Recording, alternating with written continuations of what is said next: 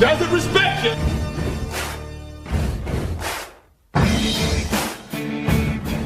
Live from the Busch Light Studios. Don't ask me if I'm all right. Joaquin said dominate, and we not doing it. We're going to go get one and celebrate on somebody else's field. Hell yeah! We got 30 minutes for the rest of our lives. You said you had very motivational words at halftime. Hold the roll, hold the roll, hold the roll, hold the roll. It's halftime with Phil Elson, produced by Matt Travis. I'm putting my heart up. Let's go, man. Probably as frustrated as I've been the first half. Second half, very happy. Do we believe? Yes, sir. 30 minutes for the rest of our lives. Hold the roll, hold the roll, hold the roll, on three. 1, 2, 3. Turn that down, Cuba.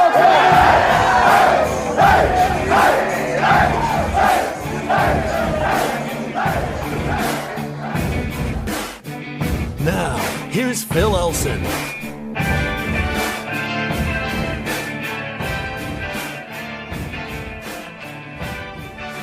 Listening to the Monday press availabilities for the two head coaches involved in Saturday's tilt at Lavelle Edwards Stadium in Provo. You can tell that there's a couple of teams still dealing with injuries and also dealing with slow starts. If you think Arkansas has had some issues with slow starts the past couple of weeks, well, so has BYU. 25-6 was the score before they really started to get going against Notre Dame on Saturday. And from what it sounds like from Kalani Sitake, the head coach for the Cougars, they also are dealing with a banged-up quarterback. But it also sounds like Jaren Hall doesn't really have much of a choice. He's going to have to get out there and play no matter what. KJ Jefferson, I don't think, had that choice on Saturday against Mississippi State, dealing with what we still believe to be concussion-like symptoms. Here was Kalani Sitake discussing that Jaren Hall's just got to be ready to get out there and play on Saturday. Yeah, he has no choice. He's got to go. He's got to be. This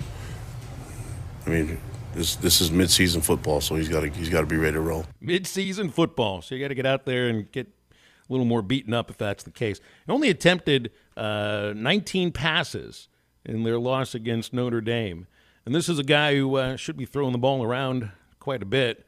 But apparently a right shoulder thing that Hall is dealing with, according to some of the accounts that I read. This media organization, we used to call them newspapers, but now they're called media organizations or online publications. Speaking of Hall's right shoulder potentially being an issue. But the Razorbacks will get KJ Jefferson back. That was all but confirmed by Sam Pittman yesterday at the Monday press conference. There's a lot of talk about Malik Hornsby and him now moving to quarterback full-time, no longer doing anything else except just playing quarterback. But most important aspect of that is that he's going to be the backup. He's not going to be starting when Arkansas takes on BYU. So we can just put that to bed for the rest of the week. Now, who knows what happens with KJ? Of course, he is still a quarterback that likes to get out in the open and run. And it's interesting because the injury that he suffered came against Alabama, of course, thrown to the ground after running the football. And I had noticed in at least the previous couple of games that KJ has tried to be more careful about being hit on the football field when he can control it. You know, quarterback has a little trouble controlling how he's getting hit if he didn't see somebody coming off the blind side. Now, that's a different thing. When KJ gets out and runs in the open, often he was looking to run somebody over, and with that body size, certainly made a lot of sense. But you noticed this year that he started to angle towards the sideline a little bit more. He actually slowed down in the middle of the field in, I think it was the A&M game or the Missouri State game, and just sort of covered up the football and basically gave himself up without sliding, because I don't know if KJ is a sliding-type quarterback.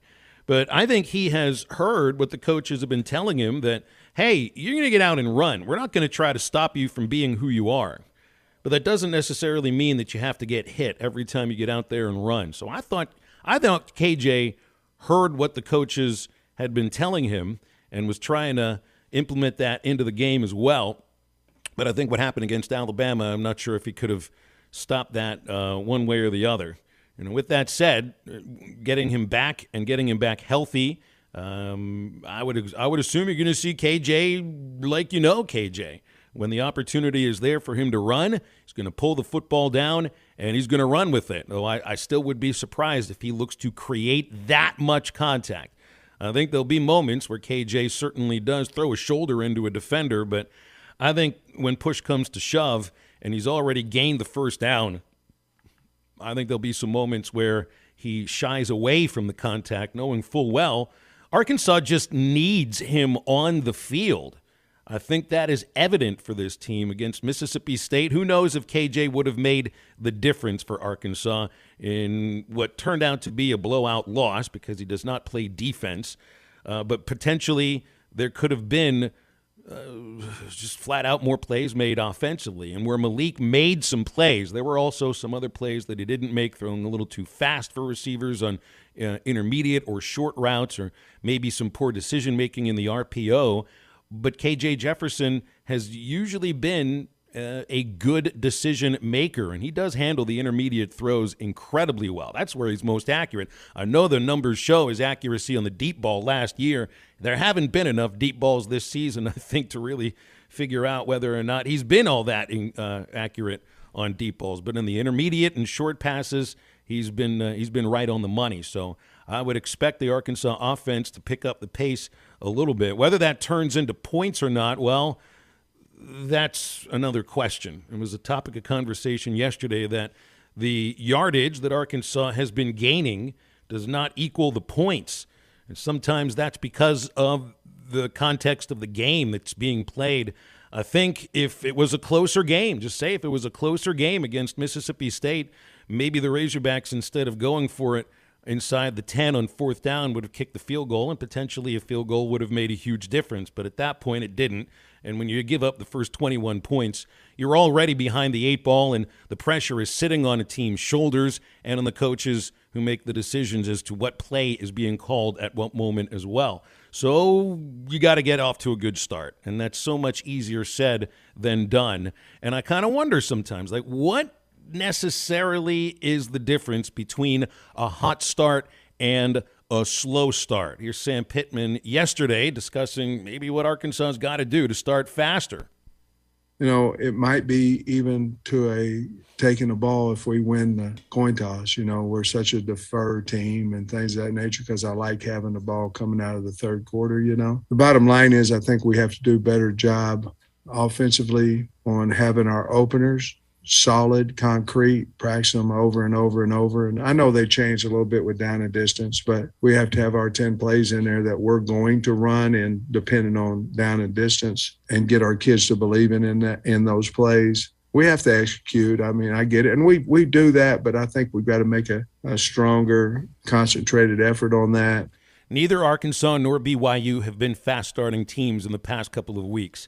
And it would not be a surprise, as you hear Sam Pittman say, maybe a change to take the football first. Now, I don't know what kind of a team BYU is when they win the coin flip. Heck, they've got 8 captains. I don't think they'll send 8 people out there because you can't. You can only have 4.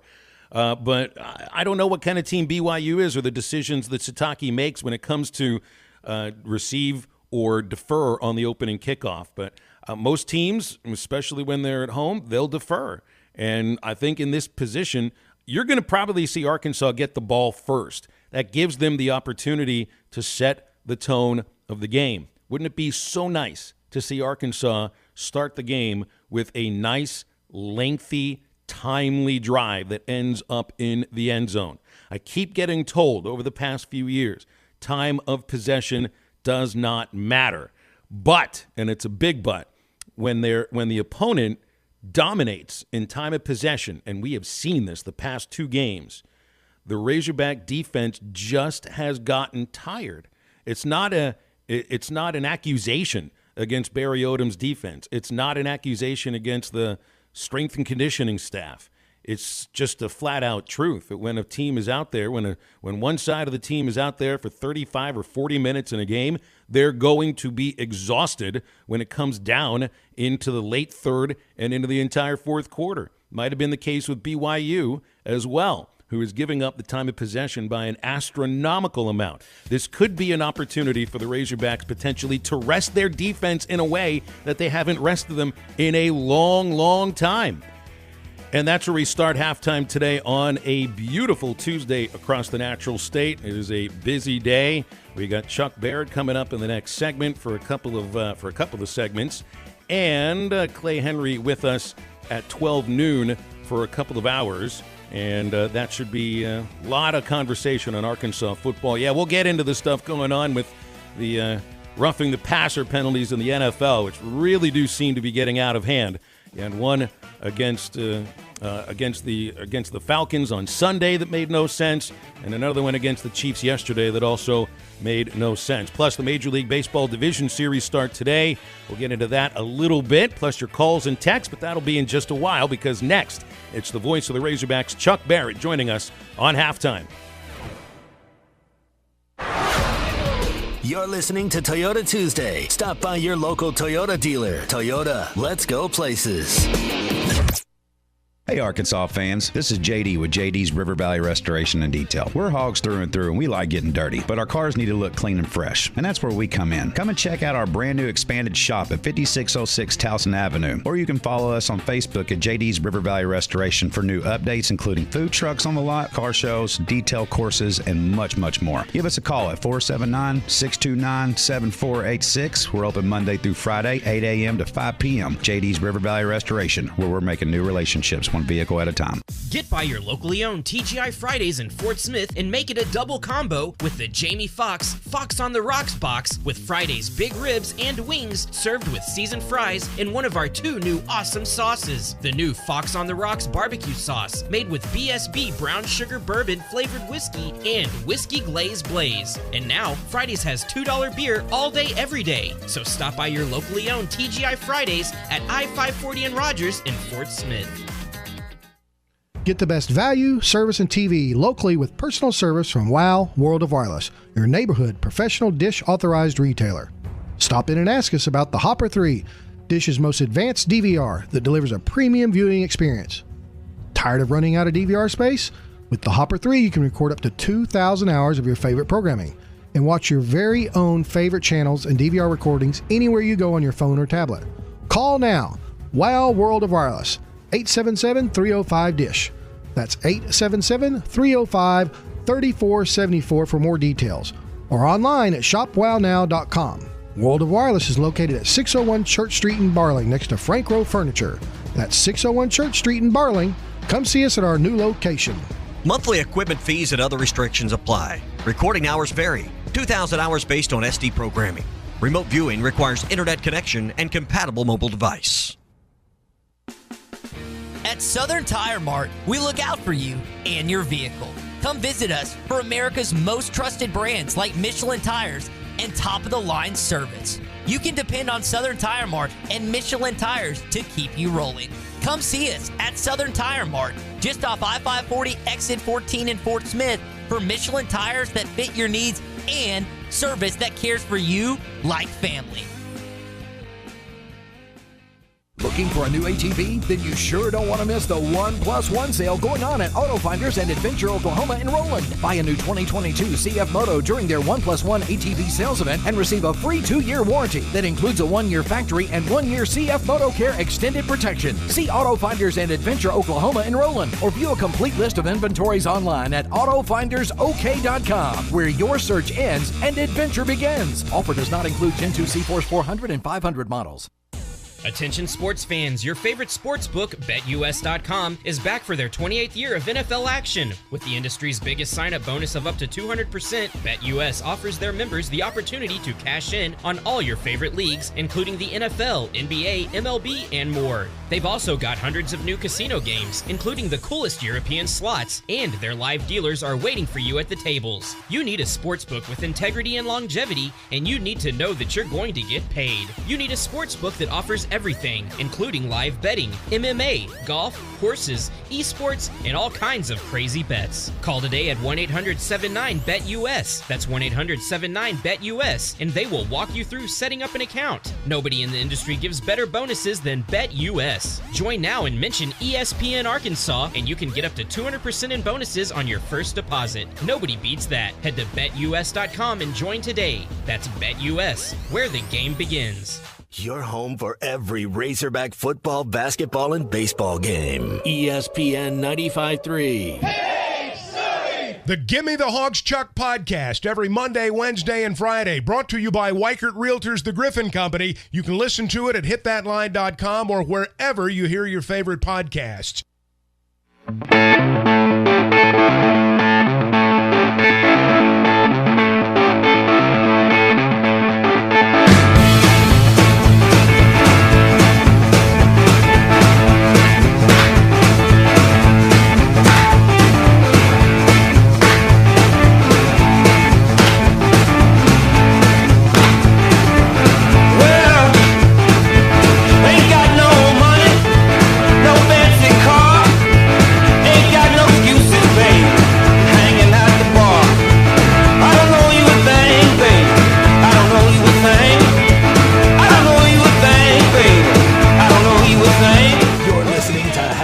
With Phil Elson. Want to jump in the conversation? Call or text into halftime at 877-377-6963. Now, here's Phil Elson. Time for a weekly visit with the voice of the Razorbacks, Chuck Barrett, here on Halftime. Got him for a couple of segments. If you got a question for him, you can text it now at 877-377-6963. Good morning, Chuck. How are you? Phil, I'm fine. How are you doing? Doing all right, man. Yesterday felt like a day of radiotherapy, and a lot of callers coming in, and some fans were pointing the finger at coaches and coordinators, as I think some fans are wont to do. Others were really more, I think understanding of the situation going on with Arkansas. Just a team right now that's really beaten up, but they do get KJ Jefferson back this week. And I wonder, do you think that there is – look, I mean, there's an effect that getting KJ has on the field. Do you believe that there is also an effect for KJ off the field that kind of radiates for this team in a way that makes them play well? Well, I don't think there's any doubt you're better when you've got your leader back. You're better when you've got your starting quarterback back. I mean, you just look around what happened in college football this past weekend. The teams that didn't have their starting quarterback struggled. And that's just going to happen. And I think it affects every facet of the game. Now, I'm not saying that Mississippi State wouldn't have still scored 40. They probably would have scored a lot of points. But I think Arkansas would have been better offensively too. And I think it would have changed the way that, Mississippi State played defense particularly. And I think Arkansas might have had more effect. I think, there's also situations like what happened down at the goal line. What a critical series that was. And number one, they missed a throw down there. And then number two, they went for it on fourth down. And, you had a guy coming in off the left edge there, basically untouched. And I'm not suggesting that,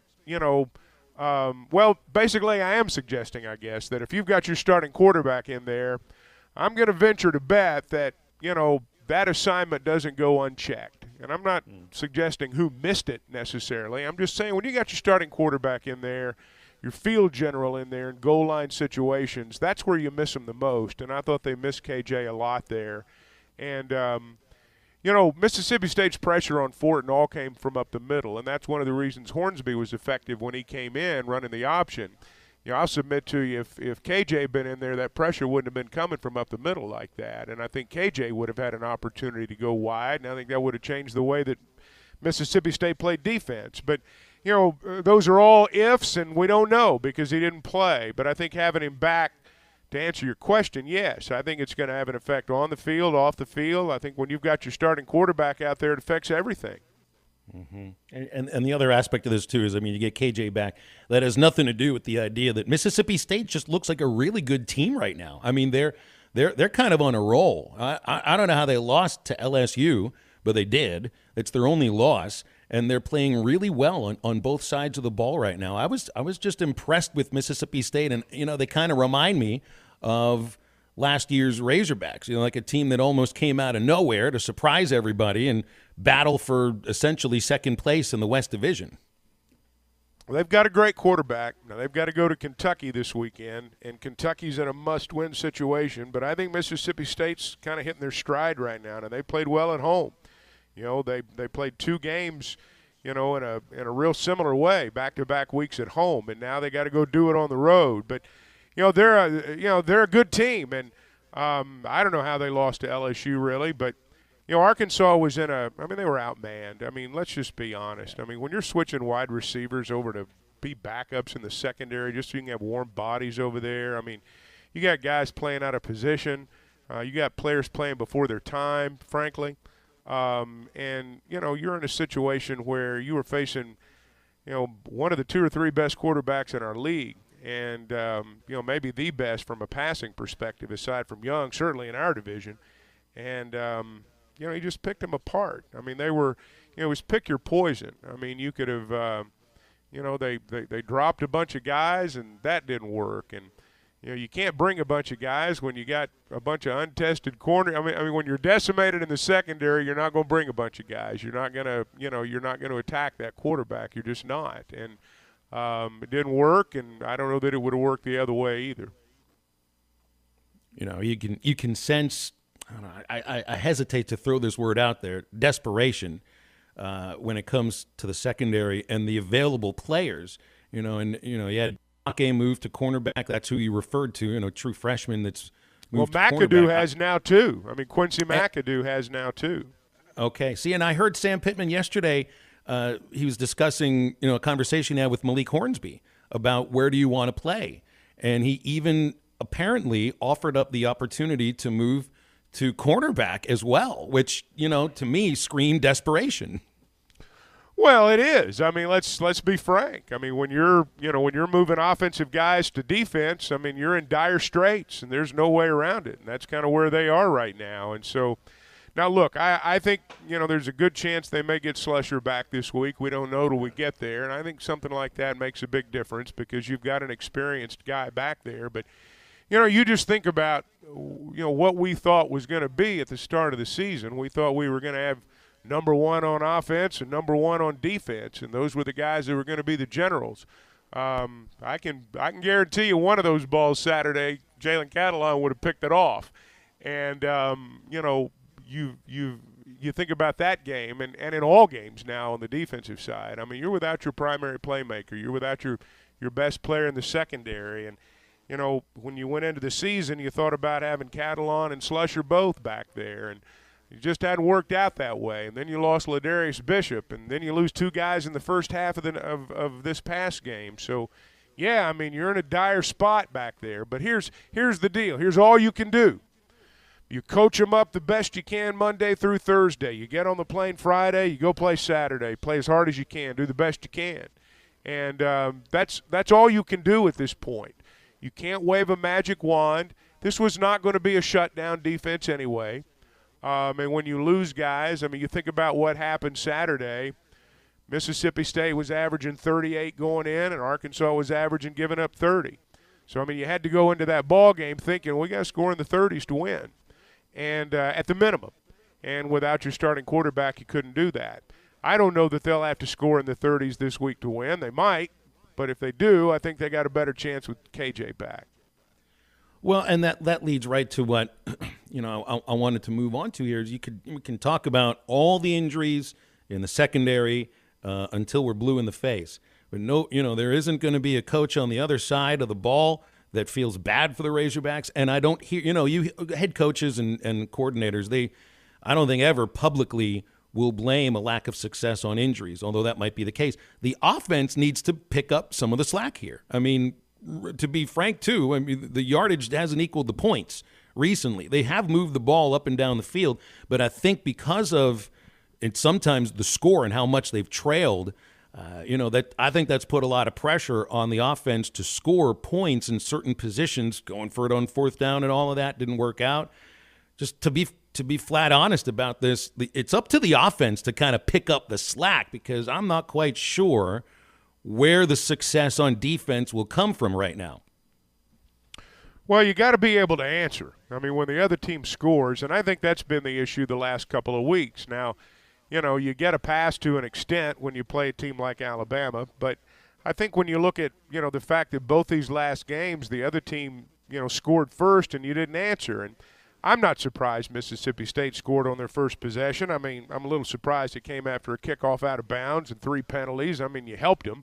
But I wouldn't have been surprised going in if you'd said they're going to take the opening kickoff, go 75 yards in 5 plays. Wouldn't have surprised me a bit. But you got to answer. Saturday they didn't have the starting quarterback. I think, you look at what happened the week before. You're playing Alabama. This past weekend you don't have your starting quarterback. And, the idea that you're going to be as good offensively as you normally would be without that guy, that is not a next man up position. I wish that it was, but it's not a next man up position. You're going to have a drop-off there every single time without fail. And Arkansas had a drop-off there. They're going to have KJ back this week. If BYU scores, you got to answer. I think that's really, from an offensive perspective, the past couple of games, that's just what they've not been able to do. And you get to the end of the first quarter and you're behind the 8 ball and you don't have any margin for error the rest of the way. What's your sense of BYU? It sounds like they are also dealing with some slow starts. I mean, there was gave up 25 of the first 31 points against Notre Dame, and they're also dealing with a banged up quarterback, Jaron Hall, who, according to Kalani Sitake, has no choice. He's got to get out there and play. And I was reading in the reports and some of the Salt Lake papers that it's a right shoulder injury. He throws with his right arm, so they could have a limited quarterback. They might. I mean, we'll have to see as we get through the week. I mean, when the coach says on Monday or Sunday he doesn't have any choice, he's got to play, it means that he's not injured necessarily, he's hurting. And there's a difference. And but if a coach says that Sunday or Monday, he's got a pretty good idea the guy's going to be okay to play, I would think, at the end of the week. I would expect him to play. I've watched him a couple of times. They do not have as much speed as an SEC team. They're not as good as Mississippi State, certainly not on defense. I'm certainly not belittling anything they do. I mean, they're a good team, and what they've done so far speaks for itself. The one team that they have played that has SEC-type speed is Oregon, and Oregon, pretty much beat them badly.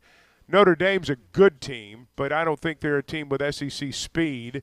And I don't think Notre Dame's an elite team this year by any stretch. So, but yeah, they fell behind in that game and made a game of it at the end.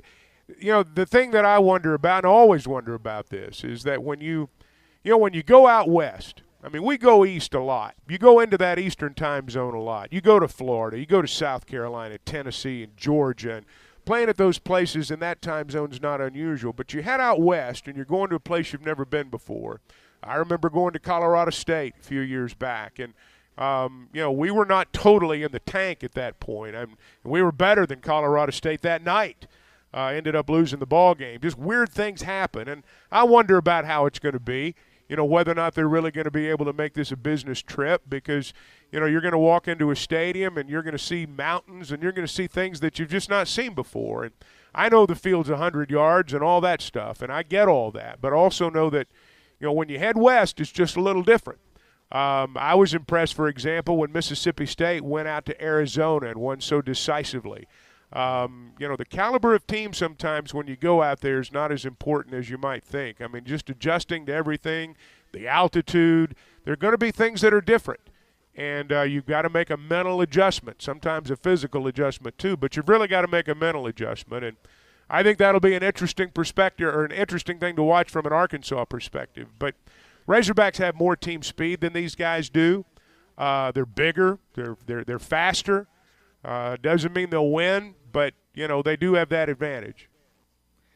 And of course, anytime you go out west, anywhere near mountains, and everyone's going to be, asking, how are you going to deal with the altitude and all this and that? I remember we used to go out to University of Denver when I worked UALR basketball, and Joe Foley would get the same kind of question, and he and I would discuss really the toughest thing about playing in that building was it was an ice hockey arena with ice under the floor. You don't see that in the South. That was the thing that really stood out there. Provo, I think, is a little higher in the mountains than Denver is, quite a bit, in fact. So I think it's 4,500 sometimes I think feet. it can be a little. I think it can be a little overblown sometimes. What do you think? Oh, I think it can have an effect. I think it can have an effect late in games. I think it's something you manage. I don't think if you went out there and you didn't manage it the right way. I mean, look, anybody that's ever been to Pikes Peak knows you feel a little bit different at that altitude. I'm not saying this is like going to Pikes Peak, but I'm saying that if you're not accustomed to altitude, And look, everyone's affected differently. Every body's affected differently by things. I can remember when I was a kid, I went to Pikes Peak and I was sick as a dog. Went back as an adult, didn't have any effect on me whatsoever. So, you just don't know how you're going to react. But those are things that can have an effect. Generally speaking, do they? Well, maybe not. But I thought it had an effect when we played at Colorado State, particularly late in the ball game. Well, but we weren't as good then either. That's also when it started to feel like they started letting go of the rope, and that was early too. We'll have more with Chuck in the next segment. If you got a question or you just want to talk to Chuck, we'll open the phone lines for that, or text as well, 877-377-6963 to be a part of halftime, and more with the voice of the Razorbacks, Chuck Barrett, after this. I get home before daylight, just might get some sleep tonight. Ran into the depot, baby, loaned me 20 bills. Spent the night in Utah in a cave up in the hills. Set out running, but I take my time. A friend of the devil. You're listening to Toyota Tuesday. Stop by your local Toyota dealer. Toyota, let's go places. First, there was big tobacco. Now there's big marijuana. They've already ruined the quality of life in Colorado and California. Their next target? Arkansas, with Issue 4. They claim Issue 4 will benefit us, but in reality, it would only help a small group of corporate marijuana interests make millions and hurt us. By repealing limits on marijuana potency, Issue 4 puts profits over people, exposing our community to dangerous new higher potency marijuana products. By repealing advertising restrictions on marijuana, it puts our children at risk, exposing them to harmful marijuana products at a young age. Finally, as a constitutional amendment, any problems Issue 4 creates will be locked in and nearly impossible to undo. The truth is, Issue 4 would only line the pockets of big marijuana corporate interests and harm the quality of life for the rest of us. We can do better. Vote no on Issue 4. Paid for by Safe and Secure Communities. ESPN Arkansas is headed behind enemy lines to Provo, Utah. Our coverage is presented by High Tech Truck Refrigeration Service. Find them at hightechtruck.com. Washita Farms. Lark is available in 4 amazing flavors in 200 locations throughout Arkansas. And by Crabtree RV. Let's go camping at crabtreerv.com. You know, fall in the natural state really is the best. Football, fantastic weather, and some of the country's most beautiful scenery. At Rath Auto Resources, we love fall because prices are falling on all of our Rath Road-ready vehicles, making this the time to save on your nicer, newer car. And it's so easy. Just call, click, or come by. Let one of our friendly, non-commissioned solution specialists do all the work. It's their job to help you find just the right car, get you extra for your trade, take care of all the financing, and make sure you leave in a car of your dreams at a price and payment that fits your budget. If you're keeping the car you have, let us take care of it for you in our Meineke Car Care Center. Philip and his team know how to take care of your car. More importantly, they know how to take care of you with convenient, affordable total car care and savings like half off brakes and buy 3 get 1 free on all tires. Why wait? Start enjoying your fall now in a nicer, newer car from Arkansas's favorite used car dealer, Rath Auto Resources and the Meineke Car Care Center, 4515 Towson Avenue, Fort Smith, or online, rathauto.com.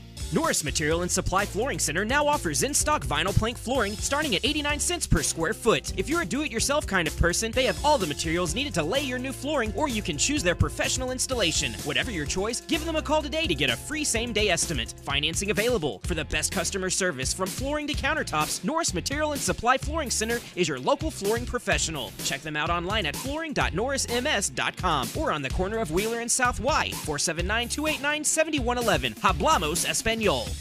For 33 years, Manfield's Automotive Parts City Auto Parts has been trusted as your one-stop for all your vehicle needs. Get a great deal on a Superstart battery and any of the products you need for the do-it-yourself upkeep on your car or truck. When you need work done, Mansfield Automotive Parts City Auto Parts does everything from oil changes, brakes, alignments, diagnostic work, air conditioning, and more. Mansfield Automotive Parts City Auto Parts in downtown Mansfield is open 8 to 5:30 Monday through Friday and 8 to 1 on Saturdays.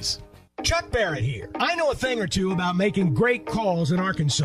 And when it comes to your home service needs, make the call to Paschal Air, Plumbing, and Electric. Paschal offers plumbing services from simple drain repairs to running all new lines. And right now, you can replace your water heater with a professionally installed system from Paschal. Take $150 off a new traditional water heater or $300 off a tankless system. Paschal Air, Plumbing, and Electric. Arkansas owned. Arkansas operated. Go Paschal.com.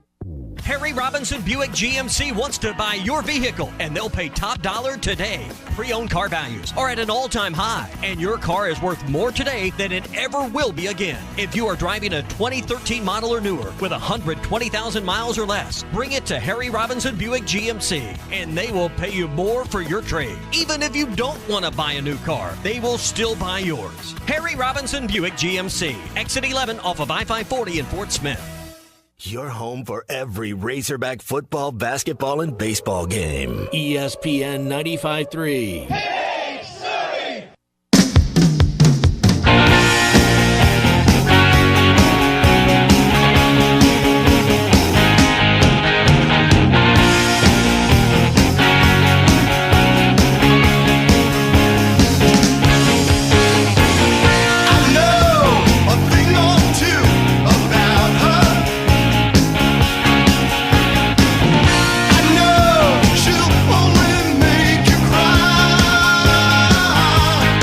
Find Halftime on 99.5 in Northwest Arkansas, 95.3 in Fort Smith in the River Valley, 96.3 in Hot Springs in Central Arkansas, 104.3 in Harrison and Mountain Home, and everywhere on hitthatline.com. Now back to the host. Here's Phil Elson. And Chuck Barrett with us here for one more segment in hour number one. Hogs and BYU. It's a 2:30 kickoff on Saturday. I always try to remind myself that we're told Central Time. It's going to be 1:30 Mountain Time. It'll be my first time in Utah since 1999. Worked for a minor league team in Ogden, which is north of Salt Lake, for a season. Haven't been back since. One thing, Chuck, though, I'm not too excited about is trying to practice this pronunciation guide for the BYU roster. I don't know how many players they got on the roster, but they got 45 names on the pronunciation guide. And some of them, I mean, Chuck, really, good luck on Saturday, man. How much practice are you going to do on the names? They've got this cool deal, though. We were kind of talking about it. They've got this audio thing on their notes where, you can slide your phone over there, and it comes up, and each player, it's got audio of each player pronouncing their name, which I think is pretty cool. And, you hear them say their name. Based on the pronunciation guide that I've seen, we're going to need a whole bunch of them because they got a lot of players from different spots. So, but that was just a pretty cool deal. So, that's one of the things that'll be a little bit different this week. I'm looking at the name of Kingsley Suamatia, and you got to practice it slowly before you can actually say it the way that the name is supposed to be said. They've always got Samoan players. They've always got players from others that have names different than we have in the South. Let's just put it that way. And so you've always got to go over that pronunciation guide. And they rotate them in and out on defense too. Like they are going to have sometimes they'll change up all 11 players defensively based upon the situation and how they see the offense lined up and whatever substitutions they've made.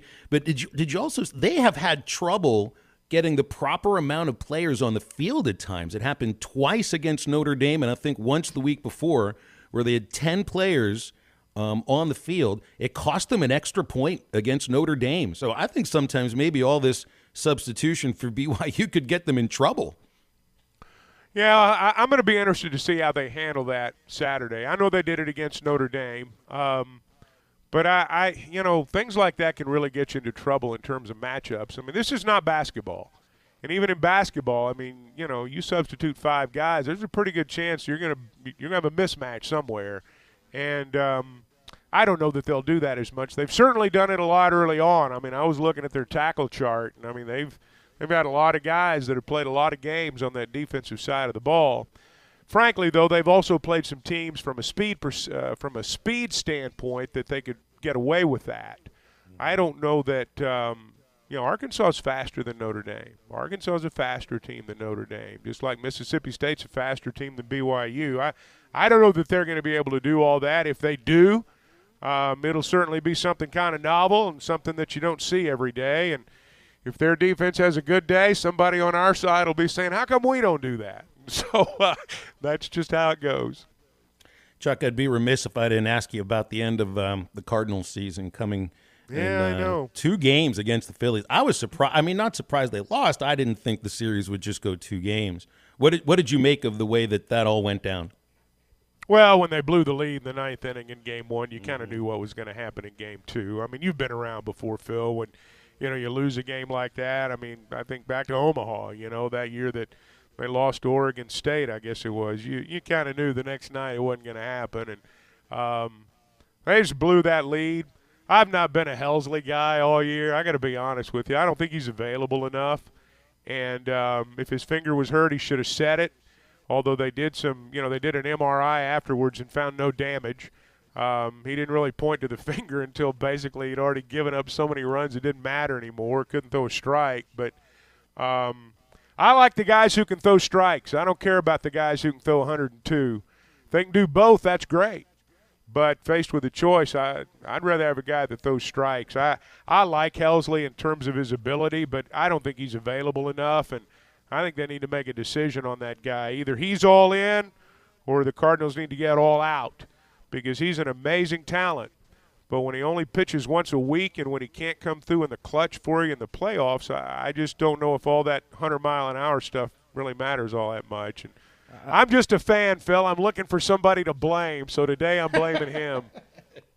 I was surprised that Marmol asked him to get a 5-out save, knowing that finger wasn't. I was too. The middle finger's the most important finger. Everybody can throw their joke in there if you want, but for a pitcher, it's the longest finger. Helsley's good for about an inning a week, maybe a couple. Then something will happen. His arm will get tired, or he'll have to. I mean, he's good when he's available. He's good when he's available. I will say that, generally speaking. But he spit the bit. And I thought after that it was basically over. Yeah. I think the Cards are going to have to – they're going to have to spend some money. You got to replace Molina. I don't think Kinzer's the answer back there. No. Who knows if Wainwright comes back. They're going to need a new designated hitter. They're going to have to break open the checkbook. And, of course, they've already got a lot of money invested in Arenado and Goldschmidt. You better go get a shortstop, and I mean a real one. Give up on this Paul DeYoung experiment. If you're thinking Kisner's going to be your guy behind the plate or that you can just go with a defense-only guy back there, I think that's a mistake. I think they've overvalued their young outfielders. It's time for Tyler O'Neill and Dylan Carlson to either shape up or ship out. I mean, Carlson's got the prettiest swing in baseball, and he struggles to hit 230. So something's not right there. And, I'm going to be anxious to see what they do. I think they're at a crossroads right now. I think it's more than just symbolism, with Yachty and Pujols leaving and perhaps Wainwright. They've not been in the NLCS in a long time, nearly a decade now, and I think their standards have changed. They're happy to get to the playoffs now, and that used to not be the standard for the Cardinals. And they made a lot of money this year. They made a lot of money off the people in the midwestern part of our country, in the South, that went to St. Louis to watch these old guys play. And they need to respond accordingly because right now, without a significant number of moves, I don't see them winning the division next year. I don't even see them being a playoff team. It's a bad division at that, too. I wanted to ask Well, you, right, Yeah, I mean, you had 3 tankers in there this year. You had 2 of the 5 teams trying.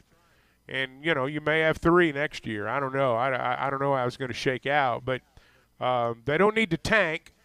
The fan base won't allow that. That's not what this franchise does. You don't tank. But they've got money to spend. They need to go spend it. They need to spend it in more than one area. Last thing, and it does deal with a former Razorback on the Houston Astros staff. You got the Stros in Seattle at 2:30 on TBS. How about the year for Ryan Stanek, Chuck? Yeah. He has an ERA, 1.15. It's the lowest for any American League pitcher who's thrown 30 innings or more, second lowest in the major leagues for that. And the guy who's got a better ERA, it's like 0.01 better. And he's got an ERA that's 2 runs lower than it was last year. Stros have been using him 1 inning at a time, and he has become dominant. Yeah, 59 appearances. And, among the – and I don't know if 30 appearances is the qualifier for the club record, but it's the lowest ERA in the franchise's history for a reliever that's got the, qualifying number of appearances and innings and such. And he's found his niche. He's found the niche that, is going to – I mean, you think about where he was at Tampa and Miami. I mean, he wasn't that far away from being out of it, but he got in a good situation there. He's found a good role. He's made the most of it. He's probably bought himself another 5 years in the big leagues. I think you're right. Or, about that. At least 3 or 4. Well, if you can get out there and throw a good inning as a reliever, that's what managers are looking for right now. There's no doubt. Trevor Steffen's done the same thing with Cleveland. All right. Well, we'll leave it at that. Chuck, appreciate you. It's always good talking with you on these Tuesdays, and looking forward to seeing you at Lavelle Edwards Stadium on Saturday. All right. We'll see you in Utah. You got it. Chuck Barrett, the voice of the Razorbacks, joining us every Tuesday here on Halftime. And, of course, we'll have the latest edition of Gimme the Hogs Chuck, the podcast tomorrow. You can get it anywhere you get your podcasts, and also right there at hitthatline.com. Hey, the October fall sales are going on right now at Cheap Sleep Mattresses and Furniture, up to 75% off. Get a load of some of these deals. Any size mattress starts at $199. That's 60% off. Lane sofa and love seat, only $899. You can get a California King adjustable bed and mattress, 75% off, $899. Full name brand Queen King mattresses, only $449. You can purchase a Split King adjustable bed and mattress for $11.99. That's the October fall sales. They're going on right now at Cheap Sleep Mattresses and Furniture at all their locations in Bentonville, Fort Smith, Springdale, and Conway. You can also check them out on Facebook. All right, wrapping up the first hour with a reset after this quick break.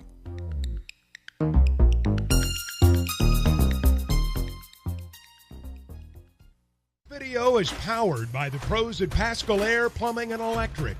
Arkansas owned, Arkansas operated. GoPascal.com.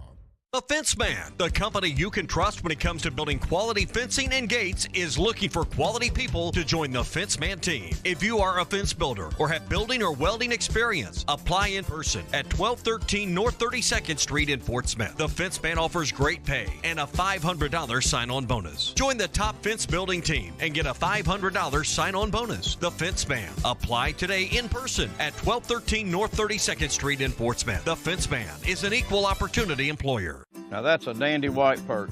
Big old slab. C'est bon, sacalé. One beautiful crappie. It's a paper mouth. Some serious crappie.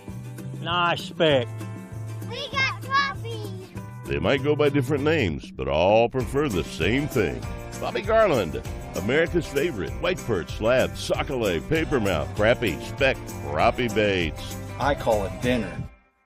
BetOnline is the fastest and easiest way to wager on all your favorite sports, contests, and events with first-to-market odds and lines. Find reviews and news for every league, including Major League Baseball, NFL, NBA, NHL, combat sports, esports, and even golf. BetOnline continues to be the top online resource for all your sports information, from live in-game betting, props, and futures. Head to BetOnline today or use your mobile device to join today and make your first sports bet. Use our promo code BELIEVE50 to receive your 50% welcome bonus on your first deposit. That's BELIEVE, BLEAV 50. That's BELIEVE, BLEAV 50. Bet online, where the game starts. Ed Sheeran used to sing in the church choir, but now bad habits reveal his desire.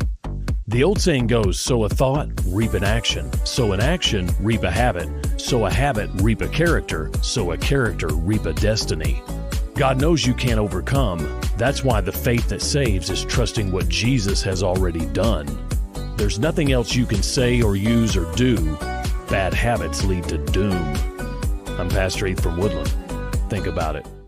Sometimes wounds just don't heal, and when they don't, reach out to the Tulsa Wound Center. They provide chronic wound care using all the latest technologies such as hyperbaric oxygen therapy, shockwave therapy, skin substitutes, and more. When it comes to life and limb, experience matters. Make sure you are being seen and treated by an experienced and certified wound physician. Founder and medical director Dr. Lam Lee has been a prominent wound care and hyperbaric physician for over 15 years. 10,000 patients can't be wrong. Online at TulsaWoundCenter.com or call 918-561-6661. Searching for the best UTV on the market but can't find it with any of the big name brands? That's where the Intimidator comes in. An American brand using American-made steel and built in Arkansas. Intimidator UTVs offer premium components as standard, unlike those other companies. Items such as doors, skid plates, heavy-duty frames, and comfortable seating, all at one comparable price. See why Intimidator UTVs are the best choice by visiting your local dealer, Horns Outdoor in Hot Springs, or visit hornsoutdoor.net. Hi, I'm Mike Van Jr. with Mike Jr.'s Mobile Wash. You can count on my team to provide top quality pressure washing and exterior cleaning services for your property. What all do you service? Fence washing, gutter, or deep concrete cleaning for your home, commercial business, and more. Do you have insurance? Absolutely. We're covered with liability insurance, and we also use safe and effective wash methods, leaving your home or business looking brand new. I guess I need to go to your website, mjmobilewash.com. Or just give me a call at 479-763-5561. Mike Jr.'s Mobile Wash. One call cleans it all. No House Advantage is changing the game by offering the most dynamic fantasy sports platform available today. Play in pick'em contests versus other people for a shot at winning. In the streets again. Welcome back to Halftime with Phil Elson. Got a question or comment? Give us a call or send us a text at 877-377-6963. Let's get back to the show with the voice of Arkansas Razorback men's baseball, the one and only Phil Elson. Clay Henry joins us at the top of the hour. We'll have him up until the very end of the show. So, as we wrap up hour number one, here's our first reset of the day. Reset and refresh. Reset. The great reset. It's time for the Halftime Reset, giving you all the info and facts you need to make it through the rest of your day in sports. False start. Both teams back on it. Get back here. Now, here's Phil Elson with your Halftime Reset. Razorback men's basketball set the time for the annual Red-White game at Barnhill Arena. That is set for Sunday at 2 o'clock. Doors open at 1. It's going to be on the SEC Network Plus, so you won't be able to miss any of it. Free and open admission if you can't make. No tickets needed. Parking is free, too. So that is the annual Red-White game at Barnhill Arena, Sunday, 2 o'clock tip-off. Razorback Gymnastics announced their 2023 schedule yesterday. It includes 10 regular season meets, 5 at home. They'll have 2 of them at Bud Walton Arena. The season starts January 7th at Nebraska. The home meets Alabama, LSU, Florida, Mizzou, and Minnesota. The meets at Bud Walton Arena are February 3rd against Florida, March the 10th against Minnesota. Of course, Razorback Gymnastics set an attendance record in the Bud last year, 10,345 watched on January 14th against Auburn. This will be Jordan Weber's 4th season as head coach. Coverage of the Stevens Cup continues on the Golf Channel at 1:30 today. Both Arkansas men's and women's golf are involved in it. The men's team is right now in 7th place.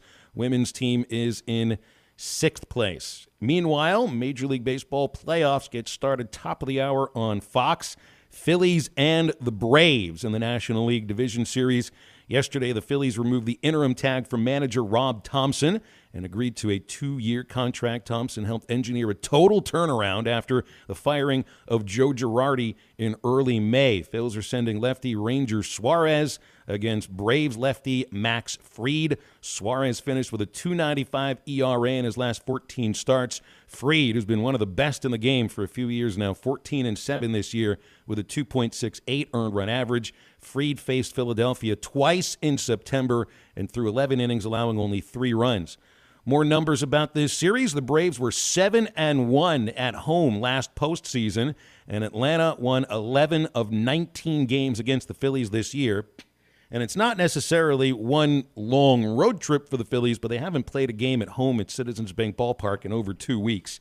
And this coming out just as we got on the air today, Philadelphia will be without one of their top relievers. We have another celebration injury. A celebration injury. Robertson strained his right calf muscle jumping up in the air when Bryce Harper homered against the St. Louis Cardinals in the last round of the playoffs.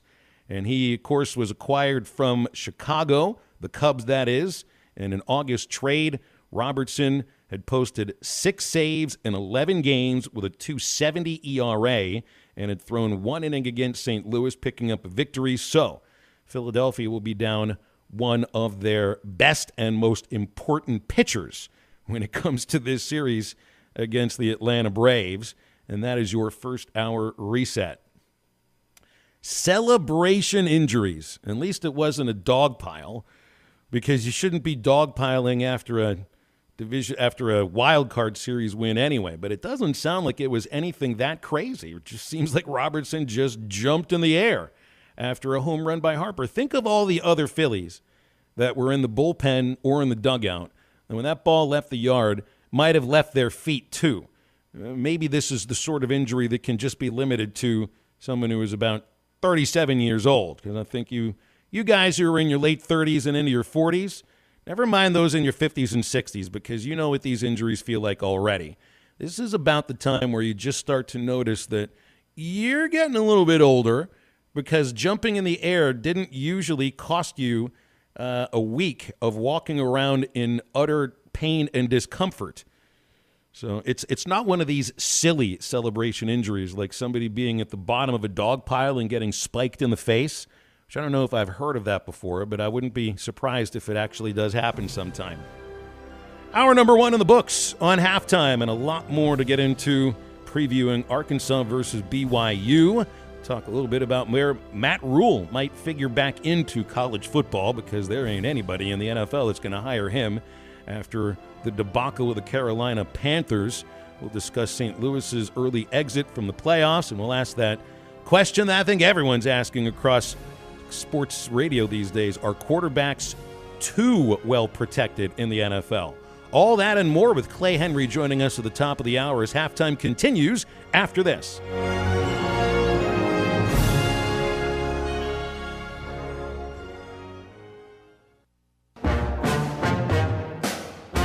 Show your hometown pride with a School Spirit debit card from First Star Bank.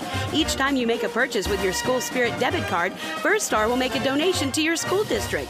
You make a purchase, they make a donation. Everyone wins. Support your school with First Star Bank's School Spirit debit card. First Star Bank has donated over $100,000 to local schools through the School Spirit program. Debit cards may be ordered online at firststar.bank.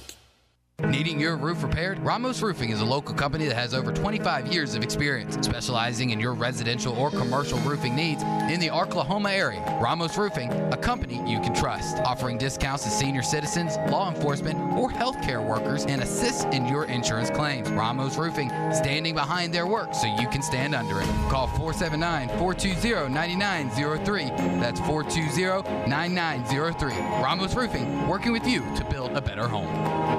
Hey, where's the rest of the beer? I'm probably out unless you clowns brought some. Well, I've already had 3. Who's going to get more? Order it from your phone.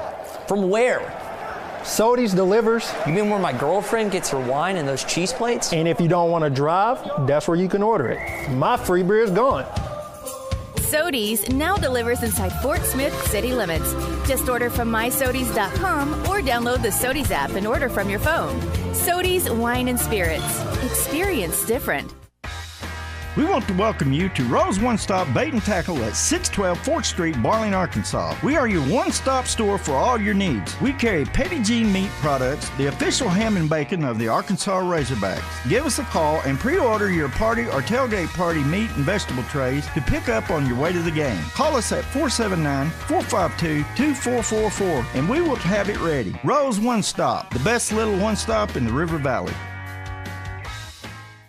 It's the 15th anniversary of the Poto Balloon Fest, Oklahoma's longest-running balloon festival. Poto Balloon Fest, October 14th and 15th. Don't miss the thrills and spills of Micromania Wrestling, the high-flying excitement of the BMX freestyle team, the Rednecks with Rides truck and ATV races, mullets and mains contest, nightly balloon glows and tethered balloon rides, helicopters, mean machine, carnival rides, food and craft vendors, fun for the whole family. The Poto Balloon Fest, October 14th and 15th.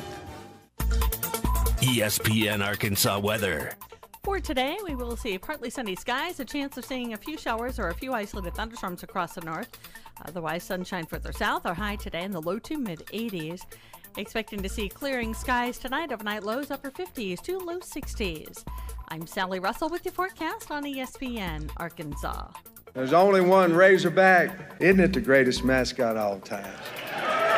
ESPN 95.3 and hitthatline.com. Good station. KERX Paris Fort Smith.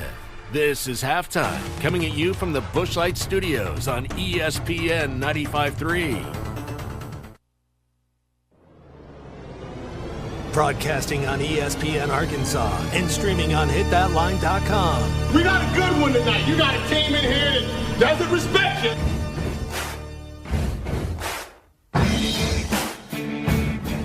Live from the Bushlight Studios. Don't ask me if I'm all right. Joaquin said dominate, and we not doing it. We're going to go get one and celebrate on somebody else's field. Hell yeah! We got 30 minutes for the rest of our lives. I said you had very motivational words at halftime. Hold the roll, hold the roll, hold the roll, hold the roll. It's Halftime with Phil Elson, produced by Matt Travis. I'm putting my heart up. Let's go, man. Probably as frustrated as I've been the first half. Second half, very happy. Do we believe? Yes, sir. 30 minutes for the rest of our lives. Hold the roll, hold the roll, hold the roll, on three. 1, 2, 3. Turn that down, your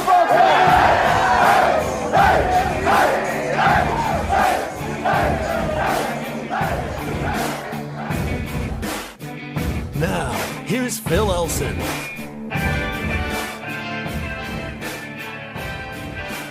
Not just me, it's also Clay Henry here now with us for the next couple of hours. Always appreciate the time for the one and only Clay Henry with us on Halftime. What's up, Clay? What's Tuesday doing for you? I'm doing good. Got my vaccination this morning. Got the flu shot. I got the COVID. It appears that this is my 5th. I don't know if that's possible or not, but it appears that way. Double vaccinated on the same day, man, and it's okay to do radio too at the same time. We're not expecting any ill effects or anything, right? I don't think it happens like right away. And my wife did the same series Friday, and she didn't feel great Sunday. So, and was not great yesterday, but she feels just fine today. So I don't know how long it takes to kind of, rock your world just a little bit. Well, we'll monitor you for the next couple of hours on the show. Yeah, we'll be able to tell depending on how you sound. That's right. So we're not only a sports radio show, we're going to help diagnose anybody that's having any reactions to the flu vaccine as well. If I start sounding like Todd, you need to send somebody for me, okay? All right, I'll figure on that. Arkansas and BYU on Saturday, Clay. I'm assuming you've been to Utah before because an outdoorsman like you. That's one of the outdoorsiest states in the country. Only briefly, really. Yeah, I think I've just changed planes there. I have not gone there for anything of substance. Like I haven't covered a game there, haven't gone fishing there, haven't gone skiing. I do not ski, but apparently that's like Park City is a pretty good place for that. They had an Olympics there, I think. Yeah, they did. Salt Lake. That's right. Mitt Romney ran the thing. There were some bribes paid, if I remember correctly, to get the Winter Olympics to Salt Lake. But I lived in Utah for a summer, in Ogden, Utah, which is about as far north as Provo is south of Salt Lake, about an hour each way. So I never made it to Provo, though I did fish the Provo River. Like, this is where you and I can actually, for the first time ever, we won't have to talk about it much, but that's the place I fly fished. Uinta Mountains, Provo River. It's one of the places that I'd like to go. It was stunning. It was stunning. Utah's also where I learned where the words Purple Mountain Majesty came in from the song, because those are at least the mountains north of Salt Lake, the Wasatch Mountains, what they're called. They were like 3 miles away from the press box at the ballpark where the Ogden Raptors still play, Lindquist Field. And when the sun sets, even before the sun sets, those are purple mountains. I'd never seen anything like it before, haven't seen anything like it since. And like the Razorback Fit, you've already made your plan, so you don't need me to tell you this. But this is the week to like turn it into a real road trip. Not for like a couple of days. Yeah, we're going to Gainesville to watch Arkansas and the Gators or something like that. I mean, you got to take your time to go around Utah, and I understand Tommy Kraft is doing that, so good for him. You know, there was some debate that might be the one game the road trip that I make this year. But I've traveled enough the last 6 months. I mean, I've averaged a vacation a month since April, and I did my 50-year class reunion last weekend in Little Rock. But that's the last thing that I really have on the agenda for 2022. No more trips, no more anything. I'm just going to kind of enjoy, the rest of football season, and I'm going to start doing some basketball podcasts and some things like that in my Hogs Plus duties. I think I'm going to watch a practice Thursday. But as far as just like that kind of a road trip, I don't think I'm doing anything else like that, at least in 2022. But okay. Tommy and I talked about this summer, and I encouraged him to take that trip. And so I think it's the right thing to do. Phone lines are open. Text line is wide open, 877-377-6963 if you want to talk with me or with Clay Henry. If you just want to let something off your chest after the loss to Mississippi State, or you want to just talk about BYU. Yesterday felt like a cathartic day, I think, for a lot of our callers. Some pointed the blame at the coaches, some pointed the blame just at the injuries, and some said, hey, you got to be able to catch interceptions when it comes down to it. That was pretty key, wasn't it? Though I'm not blaming Barry Odom for Arkansas's inability to slow Mississippi State down, because I think he was just hoping. Sam Pittman said you got to be patient defensively with this team. You got to wait for them to hopefully make a mistake. And I think Rodgers made some mistakes. It's just they didn't capitalize off the opportunity to get the ball back, and that probably would have been pretty big had they done that. Yeah, I think players make plays. I mean, the good players do, and there's a point in every game that you have a chance to make an impact. And I'm talking about different players, and you have to step up. And I'm not saying this guy did or this guy didn't, but like they all had a chance. The way I look at it, and the coaches, they coach them. They train them. They work on the drills that get them ready for big moments. And so you can put part of it on them, you can put part of it on the players. But, I mean, the Arkansas Razorbacks didn't get it done. It's my way of thinking about it. And, and someone said, well, they just hadn't got a lucky break this year. Wait a minute. The good teams make their breaks. And I see bounces go bad for, a team like Alabama. Like, there was a snap that they botched on a punt. What did it do? Hit the up back or something and went sideways? Mm-hmm. And so there's your break. And you got to take advantage of breaks, score touchdowns, not field goals or whatever. And but it comes down to execution in the red zone, offensively and defensively. And if you go through game by game this year, you see they've been inadequate in those areas. And that's what decides football games. I mean, you stop people in the red zone and you make a play. The field's condensed in that area. Phil, it's tougher. You don't have as much real estate to defend. And when it gets down there, you got to defend it. And then you've got to have some way of getting it in the end zone. I don't mean kick field goals. I'm talking about score touchdowns. And a lot of times that's quarterback play, and it's experienced quarterback play. And that, it's the Texas A&M game was like that. In many ways, the Missouri State game was like that. And you say, well, you won that game. But if they'd been effective in the red zone in the first half, they would have got some guys on the field in the second half that may have made a difference in, the next 2 weeks, that they've had some playing time for some guys, especially quarterback, right? So whether you would have had a chance to find out a little more about Cade Fortin, to know that, well, maybe he wasn't the guy, or you had some chance to play, Hornsby some. So that would have paid some dividends when you got into this game when you didn't have KJ. So a couple callers. Let's take a couple phone calls here. Thought you might have been done with your point there. We got Charlie on hold. Charlie, you're on halftime. We got Clay Henry too. What's up, man? Well, since Drew is no longer here, I guess I can be Clay's guy that he picks on. That's okay, Clay. Hey, you're kind of the same age as my mom and dad, and they fuss at me 24/7. I think Ty should just take it as constructive criticism instead of personal, because it's definitely not personal.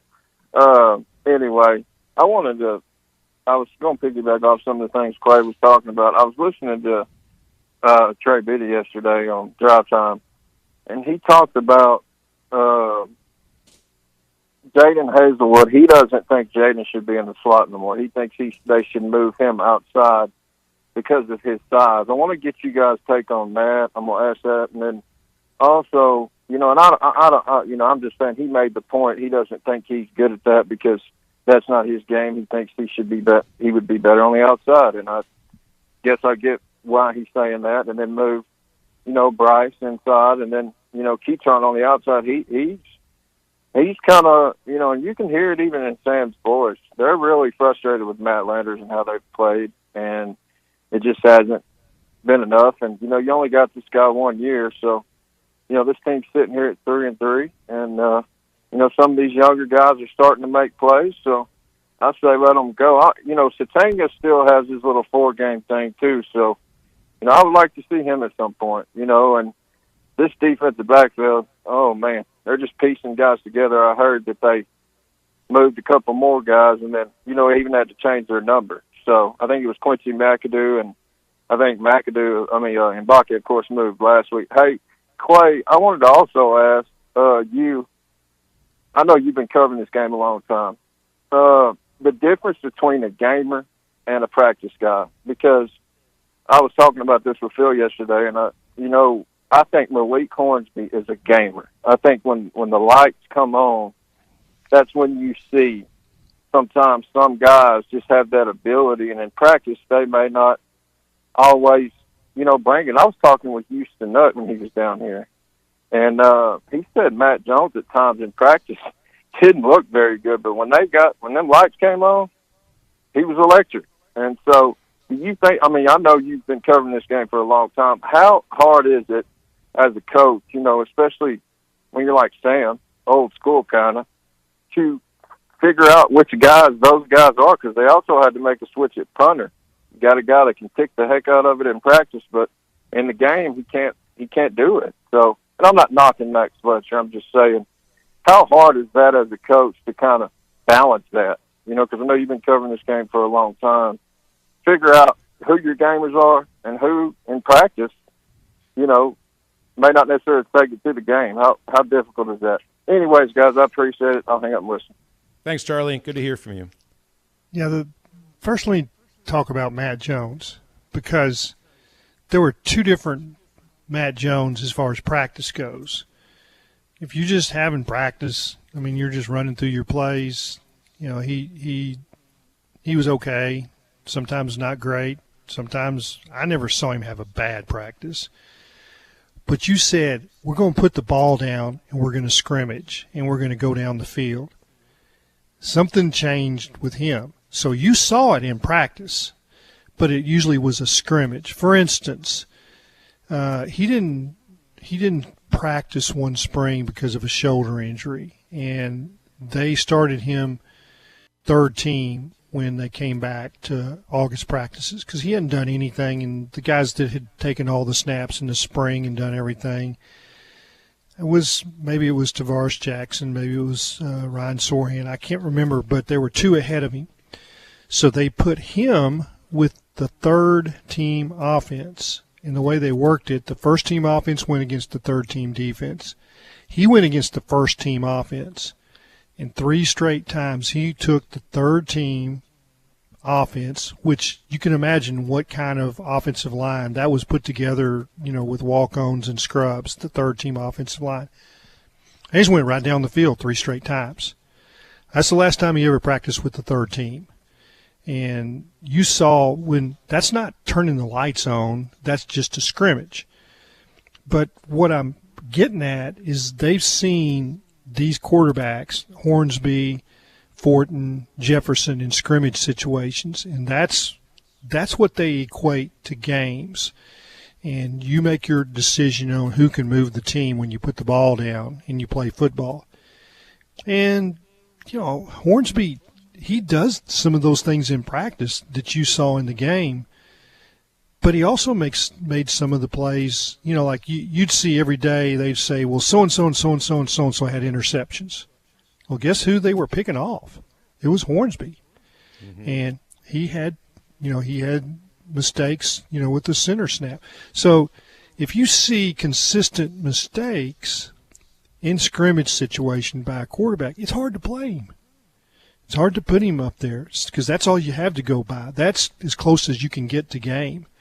Just throwing a theory out there on this too, and it'd be interesting. But he did some things in the game that you say were brilliant, but he also did some things.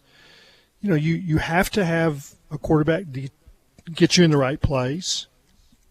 When you're on the goal line, it is really hard for Rhule to call plays, like the audibles. The quarterback, his back is to the coach. I mean, he can't, as the defense is changing, he's got to make those calls. So when you're in red zone practice, you look at the quarterback does in those situations, and that is sometimes how you make your decisions on who you're going to put out there, who you trust. The more you play, the better you get, and I think that's probably what they need to do with Hornsby. But I understand why he was on the depth chart where he was. Yeah. We got Cody on hold here, too. We'll go to him in just a moment. I think it'd be interesting at some point. I mean, maybe Malik will be asked about this whenever he's available, but to be splitting some reps. I know he was in the quarterback room for meetings and not in the wide receiver room, but some of the focus was taken off quarterback for him. And sure. I think you can tell based upon what Sam Pittman said yesterday, I don't think he wanted to play receiver.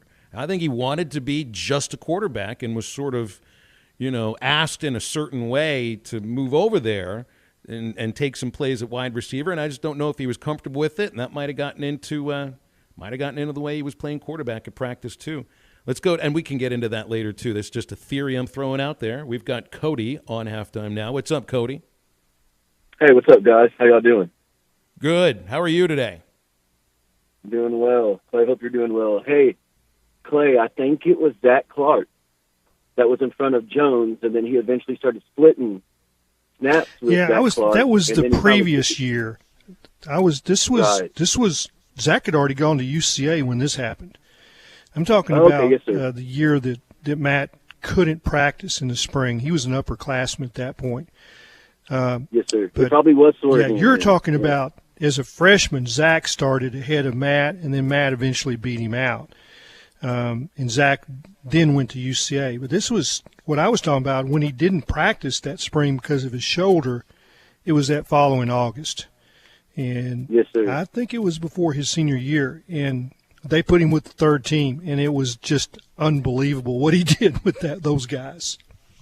Yeah, he ran a 4.340 in the combine. I mean, that guy was a freak athlete. Those were good times, and that's funny because that's the first time I've kind of been reminded of Matt Jones as an Arkansas fan since Matt Jones was watching Malik go 52 yards down the sideline. That was a good feeling. I think a lot of people felt really good. That was nostalgic a little bit. But still, yesterday I was fired up. So I just wanted to kind of apologize. I'd never heard you like that, Cody. Cody, I got to say, I liked hearing it because you're one of the more calm callers. I liked hearing the fire. Yeah, man. It finally got to a that's point. Better. That's better than the other extreme. Yeah, that's true. Where you don't care. It's been kind of wild, right? And I'll never be one of those people. I can guarantee you, gentlemen, that. The biggest thing that finally just got to me was I get tired of people being picked on continuously or one side of the ball. And guys, it's a team effort. If you played sports, you know it's all around a team mental attitude. And both sides of the ball were not good enough. So it wasn't just defense. Offense was at fault. It was just a situation where, and it wasn't so much I'm blaming a coach. It's more everyone needs to take a step back, reassess halfway through the season, and they need to work on getting better at things that are going to end up winning us games. So it's a few things, and it's not just one side of the ball. And that's all I was frustrated with, and I just hope everybody understands it's not one person's fault. It's a team. And if everyone follows and everyone is open and selfless, it's all the same fault at the end of the day on a win or loss. But here's the last thing I wanted to say because I enjoy hearing Clay talk with you, Phil. There's something that we do this every 10 years, I feel like. In Arkansas, I feel like at some point everybody's got to understand we have to find the 3 stars and the low 4 stars that have the heart for Arkansas, right? And then every 5 to 10 years, you're going to get a crop like Petrino got with the receivers or at a skill position that's going to take you over the top. And I feel like that's the formula. And I do believe that Sam Pittman and his staff can get the right 3-4 stars because I don't think we're ever going to pony up the money to be competitive. Even though we could, we're never going to pony up the money to win games the way other teams win. It just hasn't happened, and it never will, I don't think, unless it's basketball or something. But I just think you've got to get 3 stars. You've got to build a nucleus, 3 stars that work hard and come to work every day. And then you've got to wait for that crop every 5 years to come through that separates you in one specific skill set or one specific skill position. But we're never going to we're never going to win every game. I think where we get frustrated as fans is we want to beat the Mississippi schools in the A&M. I think that's where our true frustration lies, is most of us grew up dominating Ole Miss and Mississippi State, gentlemen. And now times have kind of rolled revert, times have changed. And we've just got to be patient. We've got to get back to keeping everybody in state. Our 3 stars have to be true 3 stars that come in with the ability to play mentally. And then you've got to have a separation every 5 to 10 years with a good skill set. And that's the only way I see us being successful. That's the only times we are successful, I feel like. But thanks for your guys' time, and y'all have a good one. Cody, it's good to hear from you, man. We're gonna break, and then we'll get into exactly that topic in the very next segment, because it was a point I tried to make last week. Your season is not defined by what happens against Alabama, unless you beat them.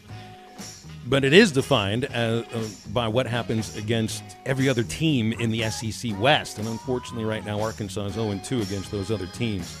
Hey, you got to head to Twin Peaks in Rogers at your sports headquarters. 29-degree draft beer continues to flow, never stops. The kitchen bursting with made-from-scratch fan favorites and the game blasting from every angle. And, of course, it is right in the middle of football season. Football and Fireball is a match made in heaven.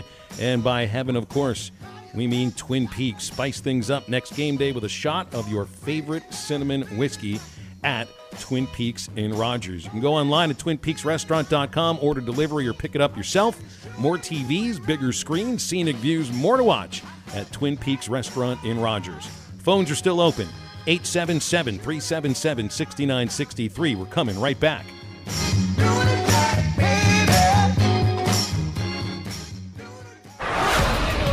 You're listening to Toyota Tuesday. Stop by your local Toyota dealer. Toyota, let's go places. Tired of spending all your hard-earned cash at the gas pump right now? Wheeler Power Sports is here to help you out. They have a giant selection of motorcycles and scooters to help maximize fuel efficiency. There are over 50 scooters in stock right now, with some getting up to 100 miles per gallon. Wheeler also has a great selection of motorcycles from the Kawasaki, Suzuki, and Kimco. Check out their full inventory at WheelerPowersports.com or check out their showroom in person at 901 North 11th Street near downtown Fort Smith. Wheeler Power Sports, keeping the good times rolling. Cooler weather is on the way. Is your heating system ready? Let Ashley Air get your home ready with their $69 fall tune-up special. Ashley Air's trained technicians will check your system and make certain it's heating your home efficiently. It's just part of Ashley Air's 100% satisfaction guarantee. On game day, call the Hogs. When your heat needs repaired, call Ashley Air. Get your $69 fall tune-up now. Just go to AshleyAir.com to schedule your tune-up. That's AshleyAir.com. Proud sponsors of Razorback Athletics. At Frank World Furniture, we want you to get this month started off right. So not only do we have no sales tax, but we are marking down every piece of furniture, bedroom furniture, mattresses, and dining sets in the store to unbelievable prices. That's right, marking all furniture down and no sales tax. In-store, no credit check financing, family owned and service after the sale. All American made sofas, love seats, sectionals, and recliners at Frank World Furniture. Best seats in the house. Wheels RV wants you to seek out all the natural state has to offer this year. Explore Arkansas in a new RV from Grand Design, Forest River, KZ, Heartland, Keystone, or Alliance. All the best brands at the best prices. Enjoy peace of mind with our lifetime warranty on every new RV and a mobile service shuttle to keep you camping. So come on in and discover why Wheels was voted the best RV dealership in Northwest Arkansas. Wheels RV, 5 miles west of exit 72 off of I-49 in Springdale. Seek, explore, discover with Wheels RV. Sarah Huckabee Sanders. When I'm governor, we will educate kids, not indoctrinate them with the left's agenda. We will empower parents, not bureaucrats. And we will prepare students for the workforce, not government dependency. I believe every kid growing up in this state should have access to a quality education, a good job, and a better life right here in Arkansas. Sarah Huckabee Sanders will fight back against Biden and the radical left's agenda. Inflation is a pay cut for every Arkansan, and Biden's policies are only making it worse. As governor, I'll begin phasing out the state income tax to give you a pay raise and unleash bold reforms to make Arkansas one of the best places to start and grow a business, creating thousands of new, high-paying jobs. Fighting back against the radical left, empowering Arkansans. Sarah Huckabee Sanders for governor. Paid for by Sarah for governor. Fall archery season is here, and Jelco Outdoors has all the gear for you. Ladder stands, hang-on stands, climbing stands, tree saddles, lots of hunting boots, camo, and clothing, compound bows, crossbows, recurve bows, broadheads, cover scents, deer lures, hunting knives, headlamps, insect repellents, binoculars, rangefinders, game cameras, backpacks, and blinds. Jelco has it all for you. Remember, a great hunt begins at Jelco Outdoors, 4600 South Zero in Fort Smith. Ride without compromise. CF Moto's brand new U-Force 1000 XL with 2 3-person bench seats to haul more rear ends as you haul butt. Auto Finders in Adventure, Oklahoma has the perfect CF Moto for any road you choose. Get some serious mud on the tires with aluminum rims, custom paint, power steering, and a 3,000-pound winch. No wonder the CF Moto is Auto Finders' best kept dirty little secret. Ride without compromise at Auto Finders in Adventure, Oklahoma in Roland. Visit a complete list of inventories online at autofindersok.com. Your search ends here. Your home for every Razorback football, basketball, and baseball game. ESPN 95.3. Hey, Surrey!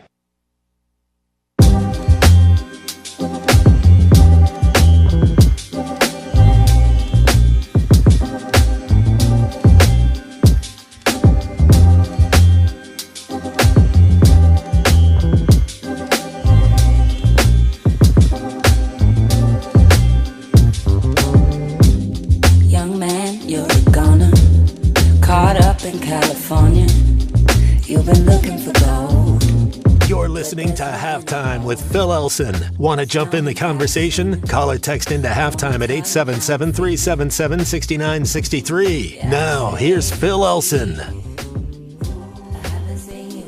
Sometimes you're open and you miss the throw. Sometimes you're open and you don't see them. Receivers are so different because, where they progress in the read, and you also can target a guy in that he has to get open and he has to win that rep. Obviously, we're not doing one of those three. I think Matt's an unbelievable talent, but to get to football, you got to get open, and all those things we just talked about have to happen. Sam Pittman yesterday discussing, essentially the question was about Matt Landers, and you only heard Matt's name once there.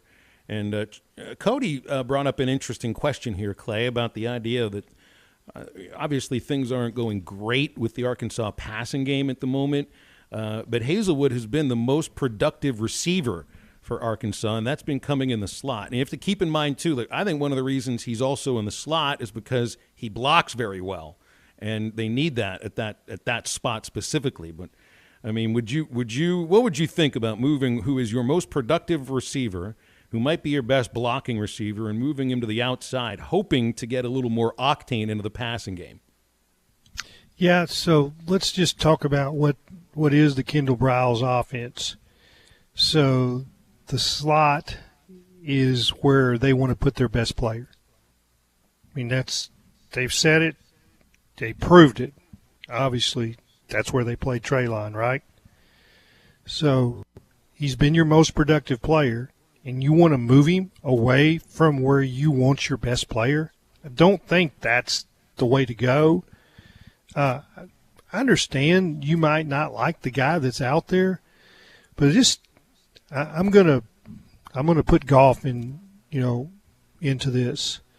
So my way of playing golf is to hit it as far as I can off the tee and get it as close as I can to the green, because I'm really good at shorter shots. The longer shots I have trouble with. So think about this in football terms now. The slot is the closest guy to the quarterback. It is the easiest throw. He's the guy that you can get into the soft spot of the defense, the middle, which is really tough to defend because those guys playing in the middle got to play the run, right?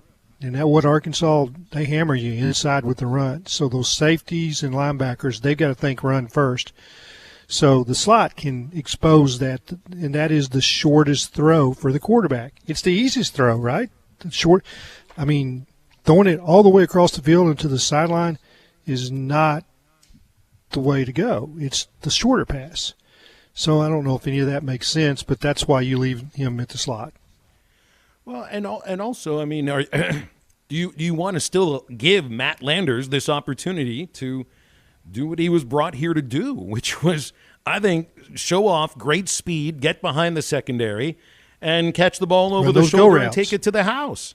Yeah, run those go routes. Now, there's the other theory that you get your best three receivers on the field. And if Bryce Stevens is one of those and he's playing in the slot too, well then, yeah, I get it. Sometimes the best equation is, all right, he knows how to play that position. He doesn't know to play the other position as well. He's a young player. So you leave him at the slot and you move Hazelwood, somewhere else. But right now, I think this isn't the time of year to be sliding guys around. Repetition, doing the same thing over and over. And you mentioned the blocking, and I think that's part of the equation. The guys that, they're getting Hazelwood the ball in some other ways. And that's that slot guy, like little counters, little this and that. So they've built up a base group of plays that they like with Hazelwood, and I think they probably not going to move him right now. Well, all I know, too, is that only 2 wide receivers right now have even as many as 9 catches. Hazelwood leads with 27. Landers has 17. Then Rocket, and then Trey Knox. Warren Thompson has 8. Of course, he's been injured for 1 game. Keytron has 8. He's seen more playing time of late, so maybe you see him get up there too. But it has not been the production from this group of receivers that I think anybody expected, and that goes to the fans, to the coaches. No, I think too. it is. Really? I think that we got great hope through a game or so, thinking that they were just going to replace all these starters that they lost. I think they're about where I thought they were. They're okay. They're not great. I get what you're saying. They have, but I think, you kind of watch Bryce and Keytron and see how they progress, and it might be that those two, get more reps, more snaps. I really like their speed, both of those guys. And speed will play, no doubt. Great catch by Stevens last week. More questions for Clay or me, or got anything you want to talk about, you can call or text us on halftime. 877-377-6963. Don't go anywhere. We're coming right back.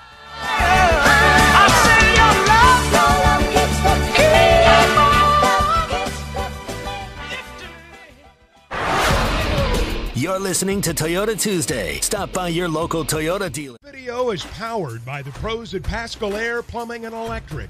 Arkansas owned, Arkansas operated. GoPascal.com. The Fence Man, the company you can trust when it comes to building quality fencing and gates, is looking for quality people to join the Fence Man team. If you are a fence builder or have building or welding experience, apply in person at 1213 North 32nd Street in Fort Smith. The Fence Man offers great pay and a $500 sign-on bonus. Join the top fence building team and get a $500 sign-on bonus. The Fence Man. Apply today in person at 1213 North 32nd Street in Fort Smith. The Fence Man is an equal opportunity employer. Now that's a dandy white perch. Big old slab. C'est bon, sacalé. One beautiful crappie. It's a paper mouse. Some serious crappie. Nice speck. We got crappie. They might go by different names, but all prefer the same thing. Bobby Garland, America's favorite. White perch, slab, sockeye, papermouth, crappie, speck, crappie baits. I call it dinner. BetOnline is the fastest and easiest way to wager on all your favorite sports, contests, and events with first-to-market odds and lines. Find reviews and news for every league, including Major League Baseball, NFL, NBA, NHL, combat sports, esports, and even golf. BetOnline continues to be the top online resource for all your sports information, from live in-game betting, props, and futures. Head to BetOnline today or use your mobile device to join today and make your first sports bet. Use our promo code BELIEVE50 to receive your 50% welcome bonus on your first deposit. That's BELIEVE, BLEAV 50. That's BELIEVE, BLEAV 50. Bet online, where the game starts. Ed Sheeran used to sing in the church choir, but now bad habits reveal his desire. The old saying goes, sow a thought, reap an action. Sow an action, reap a habit. Sow a habit, reap a character. Sow a character, reap a destiny. God knows you can't overcome. That's why the faith that saves is trusting what Jesus has already done. There's nothing else you can say or use or do. Bad habits lead to doom. I'm Pastor Heath from Woodland. Think about it. Sometimes wounds just don't heal, and when they don't, reach out to the Tulsa Wound Center. They provide chronic wound care using all the latest technologies such as hyperbaric oxygen therapy, shockwave therapy, skin substitutes, and more. When it comes to life and limb, experience matters. Make sure you are being seen and treated by an experienced and certified wound physician. Founder and medical director Dr. Lam Lee has been a prominent wound care and hyperbaric physician for over 15 years. 10,000 patients can't be wrong. Online at TulsaWoundCenter.com or call 918-561-6661. Searching for the best UTV on the market but can't find it with any of the big name brands? That's where the Intimidator comes in. An American brand using American-made steel and built in Arkansas. Intimidator UTVs offer premium components as standard, unlike those other companies. Items such as doors, skid plates, heavy-duty frames, and comfortable seating, all at one comparable price. See why Intimidator UTVs are the best choice by visiting your local dealer, Horns Outdoor in Hot Springs, or visit hornsoutdoor.net. Hi, I'm Mike Van Jr. with Mike Jr.'s Mobile Wash. You can count on my team to provide top quality pressure washing and exterior cleaning services for your property. What all do you service? Fence washing, gutter, or deep concrete cleaning for your home, commercial business, and more. Do you have insurance? Absolutely. We're covered with liability insurance, and we also use safe and effective wash methods, leaving your home or business looking brand new. I guess I need to go to your website, mjmobilewash.com. Or just give me a call at 479-763-5561. Mike Jr.'s Mobile Wash. One call cleans it all. No House Advantage is... Call today for a free consultation. 479-769-1505. Mock Legal Solutions. Real advice, reasonable price. Your home for every Razorback football, basketball, and baseball game. ESPN 95.3. Hey!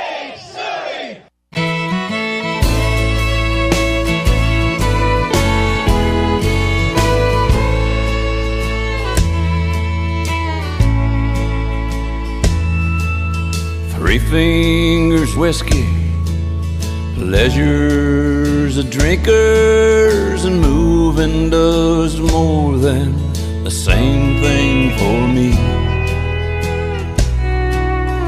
Willie, he tells me that doers and thinkers say moving is the closest thing to being free. Make sure to follow Halftime on Twitter at HitThatLineAR and on Facebook and Instagram at HitThatLine. Follow Phil on Twitter at PhilElsonPXP. Now back to Halftime with Phil Elson. And Clay Henry with us as well.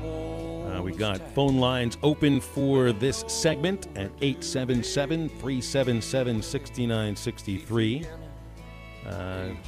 Got to beat the teams in your division that are in Alabama. And I know the frustration about losing to A&M in a game that you probably should have won. I'm not here to tell you that Arkansas should have beaten Mississippi State. I think that's a really good state team. You're playing on the road, all the injuries and everything, but like that's what the season ends up being defined by. If you beat Alabama somehow, like that's what you take to the bank when the season's over. But no one's ever going to go into any season until it happens. That's what our season's going to be defined upon. It's what happens against A&M, Ole Miss, Mississippi State, LSU. It's the games against everybody else in the division, I think. And right now, not to poo-poo what's happening Saturday against BYU, because this is a really important game. But your season is defined about what you do against like the non-Alabama teams in the SEC West. Clay, do you agree or disagree? Well, I think there's something to that, but I look back through Arkansas's results since they've been in the SEC. And, there was a time where they played South Carolina every year. And I'm going to tell you that the Cincinnati game always loomed large for me. That was one of those make-or-break games. Cincinnati's really good, and there wasn't anything easy about that. And I thought the South Carolina game, they obviously won a game of late, and they got good players. And, they may not have been playing good when Arkansas played them, but I think that's partly Arkansas made them look bad. So I think all these games count, and you're right. And I think you said something a little bit earlier that I agree with. The two Mississippi schools, when Arkansas, in the 30 years of the SEC, how they've done against those two schools and where those schools were. Were they up? Were they down? Plays a role in how Arkansas' season goes. And you still got Ole Miss. And, Ole Miss looks good, but I think it's week to week. The SEC, you can look at Missouri, and they weren't playing well, and now they're playing a little better. Everybody has their little time when they got their players. Nobody can survive, except maybe Alabama, injuries. When you lose players, it factors into what your season's going to be, or that 2 or 3 week period as you're getting a guy back or whatever. So I agree with you to a point, but all these games count. And I've listened to Dave Van Horn describe the baseball season as it's one game. You win when you have a chance to win. And you get a lead, and you empty the bullpen, and you get that win. And tomorrow is a different deal, and you see who you got. But it's, Arkansas's got to have K.J. Jefferson out there. We can say, well, which quarterback? You're not going to do well if you don't have your lead bull, or whatever you want to call it, the bell cow. So there'll be some times when Arkansas is going to have an advantage, over quarterback play, health, or injuries. And when you do, you take advantage of it that day. And you try to get to 6, then you try to get to 7, and then last year they got to 8 in the regular season. Where Auburn and LSU might be totally different when you play them than maybe they were a month ago. Right. We got Sterling on hold here. Let's take the phone call. Sterling, hey, you're on the air with Clay Henry on Halftime. What's up? How y'all guys doing? Can y'all hear that pump? I heard it. I just hear you. It doesn't bother me. All right. So I'm gonna have to run away from the pump. I'm at work on break. No, don't do that. Guys, and looking back at it, I'm not too upset. Like, I guess maybe I've been hearing previous callers, and Cody, great caller, great caller. I love his passion. I'm not quite that upset. I mean, the only thing I really would be upset about is that Texas A&M game. The Alabama game was a game we got back into, but I wasn't expecting to win it, and I definitely wasn't expecting it to beat Mississippi State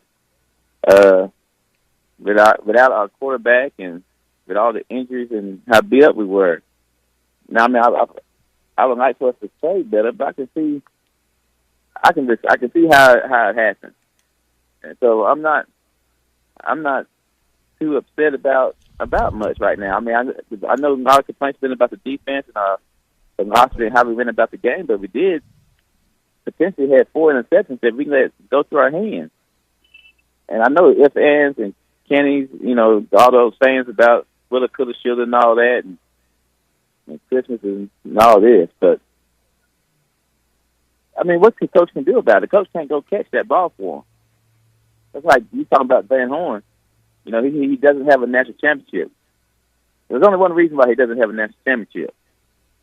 I mean, we misplayed a foul ball, or he has it.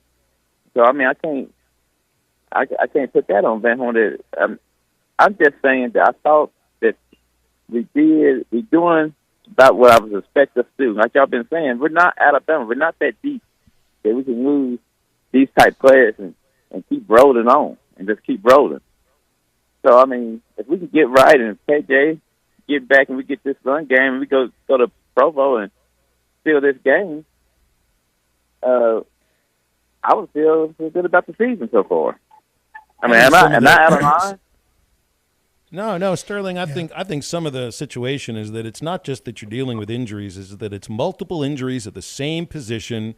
And now you're down. I mean, what are you on now? I mean, you've moved Sam Mbake and apparently Quincy McAdoo, two of your prized recruits at wide receiver who aren't playing wide receiver this year, to cornerback because, like Chuck mentioned, they're a warm body. So I don't know what to call that. No team that's on 4th or 5th string of any position is going to play well at that position. That's just kind of look at it when you're playing against another team's 1s or 2s. Yeah, I wouldn't. I want to disagree with you a little bit in Chuck, and that's a dangerous game to play. But Mbake and McAdoo, they're not warm bodies. They're SEC athletes, and they're not playing. That's why they moved them over there. So if they can't get on the field at wide receiver, and they do, and they're gifted, they're long, and they've got ball skills, and if the ball's up in the air, those two guys can go get it. They're not far enough advanced to get on the field at wide receiver, but they're out of athletes at cornerback, and that's a dangerous place to be. You better have tackling ability. What about guys those that guys can run with the ability? wide receiver, the SEC receiver? Well, it shows you where things are, though. When we're taking someone from a different position to move them there out of need, it is desperation right now. You're asking Malik Hornsby, actually, do you want to play a receiver? Do you want to play cornerback, or do you want to be a quarterback? And I was shocked when I heard about that because, I mean, it's the same thing. It's a guy with speed, with length. Great athlete. Looking at a certain body type. An SEC talent. Yep. Yeah. Sterling, it's good to hear from you, man. Thanks for the phone call, and we'll get back to the phones in the very next hour here on Halftime. Yeah. But after the break, we reset the second hour. Stay with us.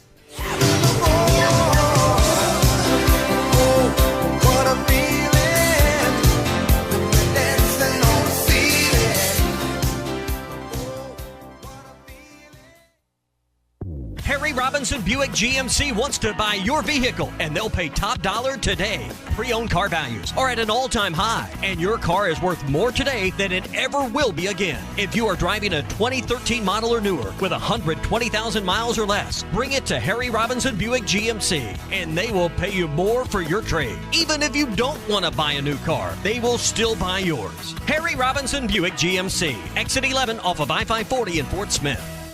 It's the 15th anniversary of the Poto Balloon Fest, Oklahoma's longest-running balloon festival. Poto Balloon Fest, October 14th and 15th. Don't miss the thrills and spills of Micromania Wrestling, the high-flying excitement of the BMX Freestyle Team, the Rednecks with Rides truck and ATV races, Mullets and Mains contest, nightly balloon glows and tethered balloon rides, helicopters, Mean Machine, carnival rides, food and craft vendors, fun for the whole family. The Poto Balloon Fest, October 14th and 15th.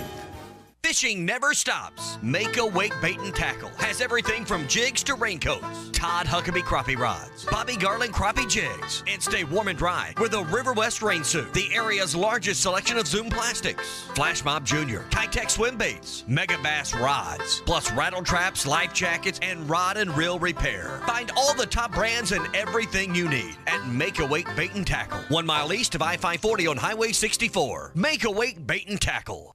Sometimes wounds just don't heal, and when they don't, reach out to the Tulsa Wound Center. They provide chronic wound care using all the latest technologies such as hyperbaric oxygen therapy, shockwave therapy, skin substitutes, and more. When it comes to life and limb, experience matters. Make sure you are being seen and treated by an experienced and certified wound physician. Founder and medical director Dr. Lam Lee has been a prominent wound care and hyperbaric physician for over 15 years. 10,000 patients can't be wrong. Online at TulsaWoundCenter.com or call 918-561-6661. With over 40 years combined experience, the team at the law offices of Craig L. Cook understand the definition of work, real work, working for you. Whether you've been injured in an auto accident, on the job, a victim of nursing home negligence, or need help navigating bankruptcy, Social Security, wills, trusts, estates, or family law issues, Craig Cook will go to work for you. Call us today, 479-783-8000. The law offices of Craig L. Cook, with locations in Arkansas and Oklahoma. We work for working people. Family first. My dad used to tell us that all the time. But family first wasn't just something he'd say to us. It was how he lived every day of his life. And it's how I try to live mine too. At Shelter Insurance, our agents are dedicated to helping provide personalized auto, home, and life protection that puts your family first. Ask Shelter agents Brandon Zimmerman or Chris Dooley about a free insurance review. Hi, I'm Kelly Smith, owner of Dixie Digital Imaging, the Xerox authorized dealer in the River Valley. You might know us as your source for large Xerox multifunction or production printers. But for many of you, your needs have changed. Smaller equipment has become more necessary, and we are here to help. We carry the Xerox desktop models, but also brother workhorse printers and multifunctions with 3-year replacement warranties included. So give us a call at 479-783-6600 or visit us at dixiedigital.com. Dixie Digital Imaging, bringing document solutions to the River Valley. Peace of mind in buying a quality and well-maintained vehicle is top priority at Carco Auto Sales. Carco Auto Sales has been serving the River Valley and eastern Oklahoma for over 40 years and offers a variety of late model, low mileage vehicles at unbeatable values. Come see the team at 2810 Midland Boulevard today or give them a call at 783-1722. You can check them out online at buyfromcarco.com. Carco Auto Sales. When you're ready. Your home for every Razorback football, basketball, and baseball game. ESPN 95.3. Hey, City!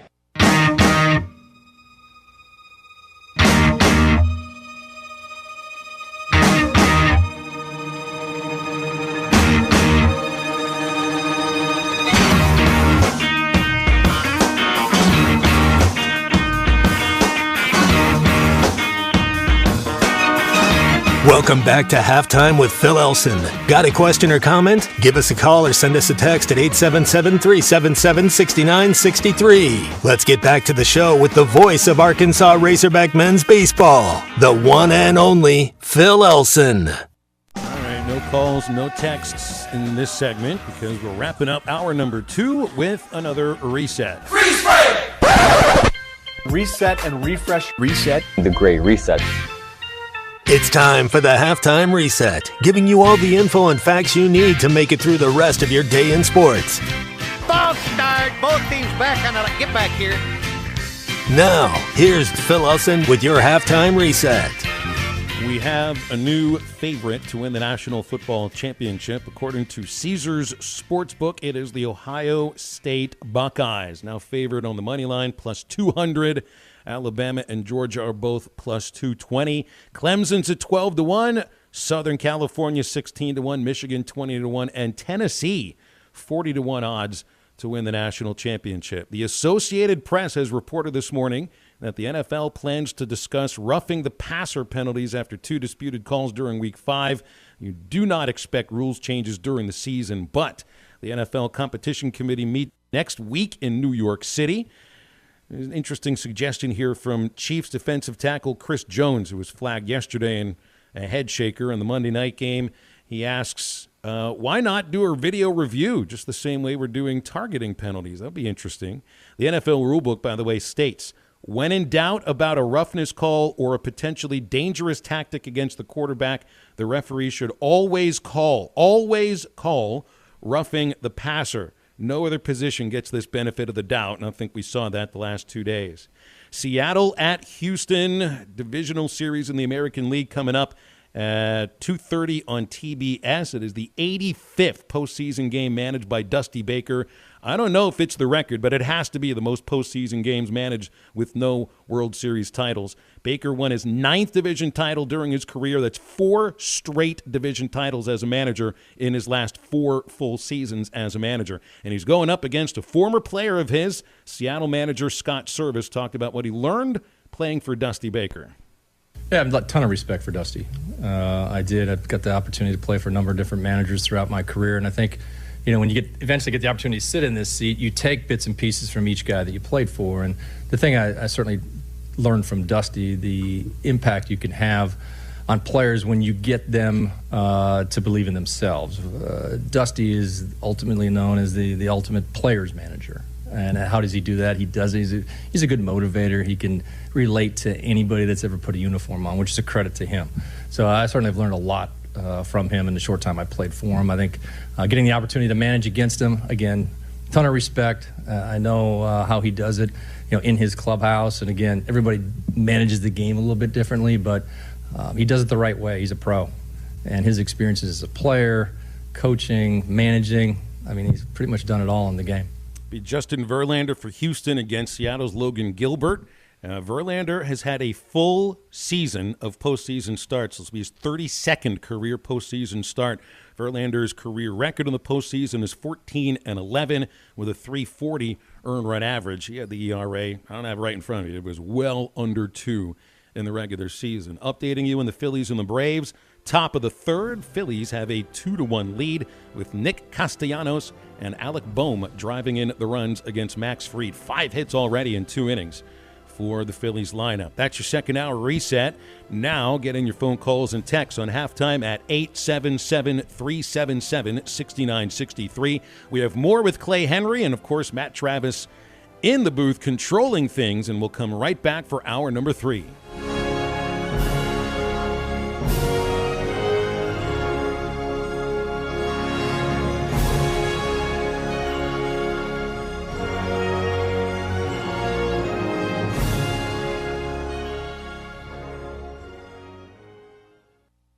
Hello, this is Sue from the paint store in Van Buren. We are set and ready for all your spring and summer projects. We keep real samples of your Richards paint on file so we can be sure it matches every time. No computer can do that. The paint store in Van Buren. Color expertise and 34 years of knowledge outweighs all the competition. No other paint seller can do that. The paint store in Van Buren, Fayetteville Road, 474-4505.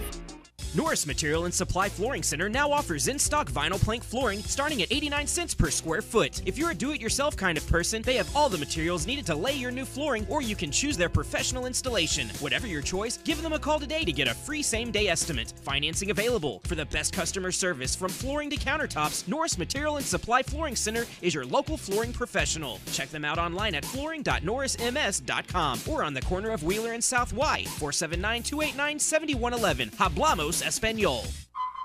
Hardee's new Charbroiled Double Deals, starting at $2.99 each, have the Academy for New Offerings hailing this double cheeseburger deal as very new indeed.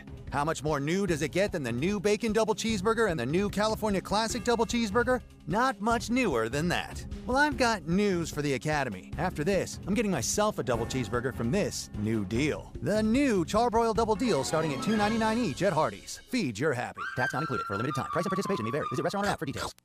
United Hail Pros will fix your hail-damaged car, offering industry-leading paintless dent repair with zero out-of-pocket, a free rental car from Enterprise, and a lifetime warranty.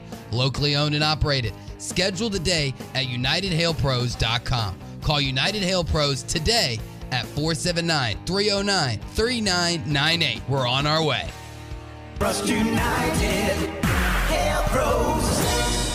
Chuck Barrett here. I know a thing or two about making great calls in Arkansas. And when it comes to your home service needs, make the call to Paschal Air, Plumbing, and Electric. Paschal offers plumbing services from simple drain repairs to running all new lines. And right now, you can replace your water heater with a professionally installed system from Paschal. Take $150 off a new traditional water heater or $300 off a tankless system. Paschal Air, Plumbing, and Electric. Arkansas owned. Arkansas operated. GoPaschal.com. ESPN Arkansas weather. For today, we will see partly sunny skies, a chance of seeing a few showers or a few isolated thunderstorms across the north. Otherwise, sunshine further south. Our high today in the low to mid-80s. Expecting to see clearing skies tonight, overnight lows upper 50s to low 60s. I'm Sally Russell with your forecast on ESPN Arkansas. You kicked the butt of the best football team in America. Yeah! Listen to every Razorback football game this season right here on ESPN 95.3 and hitthatline.com. Here we go. From the Bushlight Studios, this is ESPN 95.3. Well, this town is a pigskin paradise. KERX, Paris, Fort Smith. Broadcasting on ESPN Arkansas and streaming on hitthatline.com. We got a good one tonight. You got a team in here that doesn't respect you.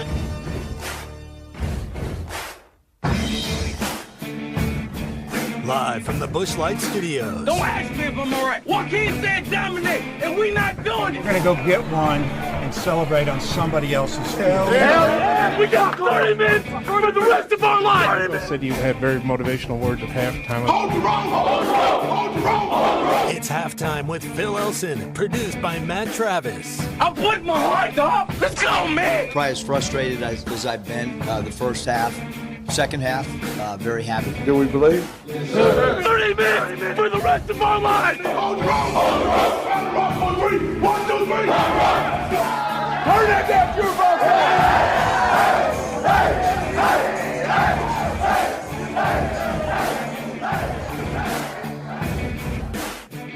Now, here's Phil Elson.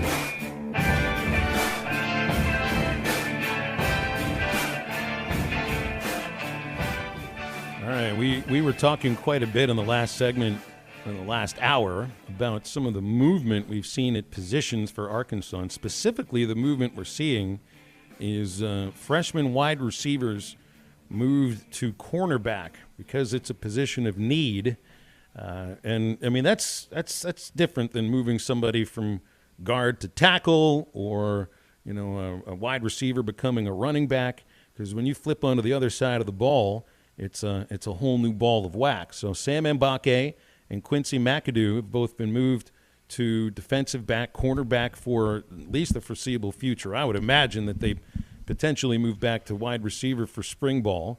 I was really taken aback, Clay, by Sam Pittman's comments about Malik Hornsby, that he actually asked him if he would move to cornerback, and he said he wanted to be a quarterback, so that seemed to make a lot of sense. It's no surprise there. But, your point about Mbake, McAdoo, and also when I look at it, it's the same body type as Malik Hornsby. Tall, very fast, long arms, basically the same sort of body type you'd like to have for a cornerback, though maybe a little bit taller than usual for that position. It does make sense. But there are,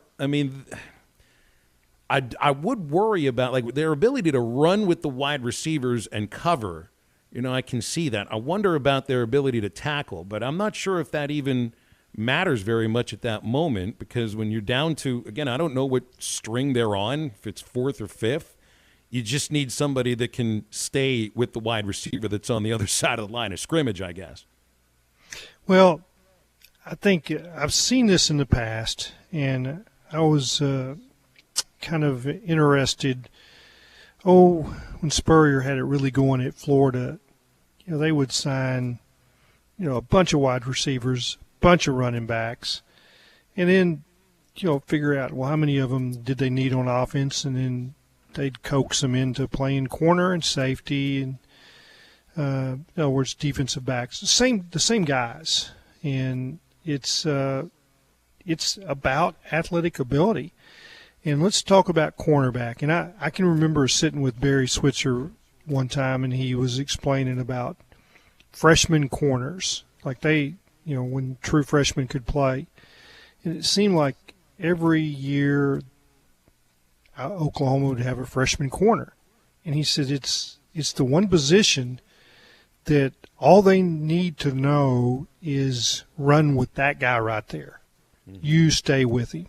And we're going to play man-to-man there, and then we're going to zone up the other side of the field, like that. But that position is going to be in man. And basically that's the way you set your defense. And there's not a whole lot of scheme for them to learn, calls. They're going to go with that guy. And, you're going to have to tackle at times, but it's mostly it's, a guy catches a pass and you grab him. And, not so much, that if you're in man-to-man, that guy's taking you out of the play, so to speak. Mm-hmm. And you're running down the field. But now there's more to it than that, but they can play quicker at that cover corner position if they're great talents. But their practice days are spent going one-on-one against those corners. I'm talking about the wide receivers, and they see what they're doing. They know what they're being coached. There's a transition. It ain't going to happen, overnight. But if you're out of players over there, you put, a fourth-string walk-on that runs 4.8, he can't play there. You've got to do something else. And, again, I like to make the illustrations of other sports, and Dave Van Horn will sign 6 shortstops, and knowing full well that not all those guys are going to play shortstop. There's going to be a second baseman, and, Peyton Stovall played first base last year. He was a middle infielder when he came to Arkansas. They might put him at center field, and if you can hit, they can play any of those outfield, even the corner outfield spots. But the third baseman, Matt Reynolds was a shortstop when he was signed, but he played third mostly at Arkansas, and he got to pro baseball and moved him back to shortstop, right? He's playing second base now for the Phillies, I think, or maybe the Reds. I get the Phillies and the Reds mixed up. Well, the Reds are the team that doesn't win. I can always keep the Pirates separate, though. Yeah, that's easy to do. I just want to make sure. That's it's another the team one of those P teams. Whoever's in last place in the NL. I keep them separated. Well, in baseball, too, it's going to be different because, your hitters also play in the field. But I think of like a guy like Blake Parker, who never pitched at Arkansas, who was a catcher and then turns it into a lengthy pitching career in the major leagues. Football kind of stands apart in a way because you're limited. You don't have to be limited to one side of the ball, but that's how we do it in this sport. Otherwise, you're going to get really banged up. Even BYU, they've got a kid from Pulaski Academy, Caden Hawes, started as an offensive lineman there. Now he's playing nose guard for him. But I guess it's got to be. Is it any different if you're moving somebody from offensive line to defensive line than it would be like moving a wide receiver to cornerback, because it is right across that line of scrimmage from you? Yeah, I think that the physical nature of it is similar. It's like, all right, this guy, we know he plays with a low pad level, and we've got to have some big guys. And I've seen you see more defensive tackles move to the offensive line than you see offensive linemen move to the defensive line. But I think that nose tackle is kind of a singular position that, okay, he's just going to charge forward and play low and, make somebody take him. And I don't know that they're expecting him to play sideline to sideline like, say, a Lloyd Phillips did.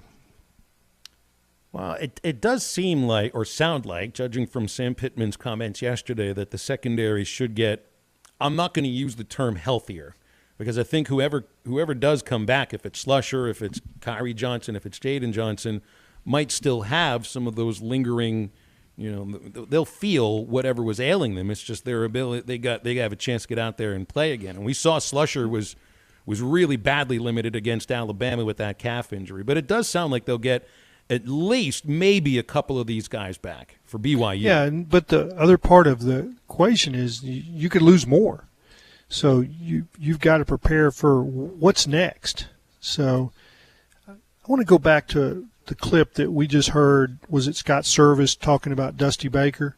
Mm-hmm. And to me, that's the most important thing in coaching, and it's the most important thing right now going on with this Arkansas team. So we know that sport's full of failure, and it's what happens when you have failure that defines what you're going to be. And coaching is coaching, whether it's baseball or any sport you want to say. When a guy fails or when he does poorly or when he's struggling, when he loses his girlfriend, you've got to be able to get them right mentally. And I think it's a psychological game, and that's what Sam Pittman's doing right now, and I think he's pretty good at it. And, I think I was talking to Harold Horton, and it's like, what was Frank Broyles really good at? And it was gauging the mental capacity of his team. What could they handle in practice? When do you back off? When do you pour it on them? When do you think they need a hard practice? Well, when do you take it off of them? And it's like, when do you chew them out? When do you praise them? And I think that separates what a good head coach is. Dusty Baker obviously has that. He may not have a world championship, but he's, and so I will say that this is an interesting time for Sam Pittman. He's a young head coach, but in my estimation, he's pretty good at that. And that probably is going to be the most important thing that happens for him the rest of the season is how does he judge when, they work hard. Their practices are physical and tough, but he might have to take it off of this team to keep them holding on to the rope, so to speak. Well, he certainly seems to have full respect of everybody that's in there, and I think that goes to the way that he communicates to them and communicates about them outwardly to the rest of everybody else, us fans, and I think that also goes, to his coaching staff at the same time. And I'm not hearing him throw, anybody under the bus, which is different than some other coaches, man. Scott Frost threw his offensive coordinator under the bus 2 times before he was fired.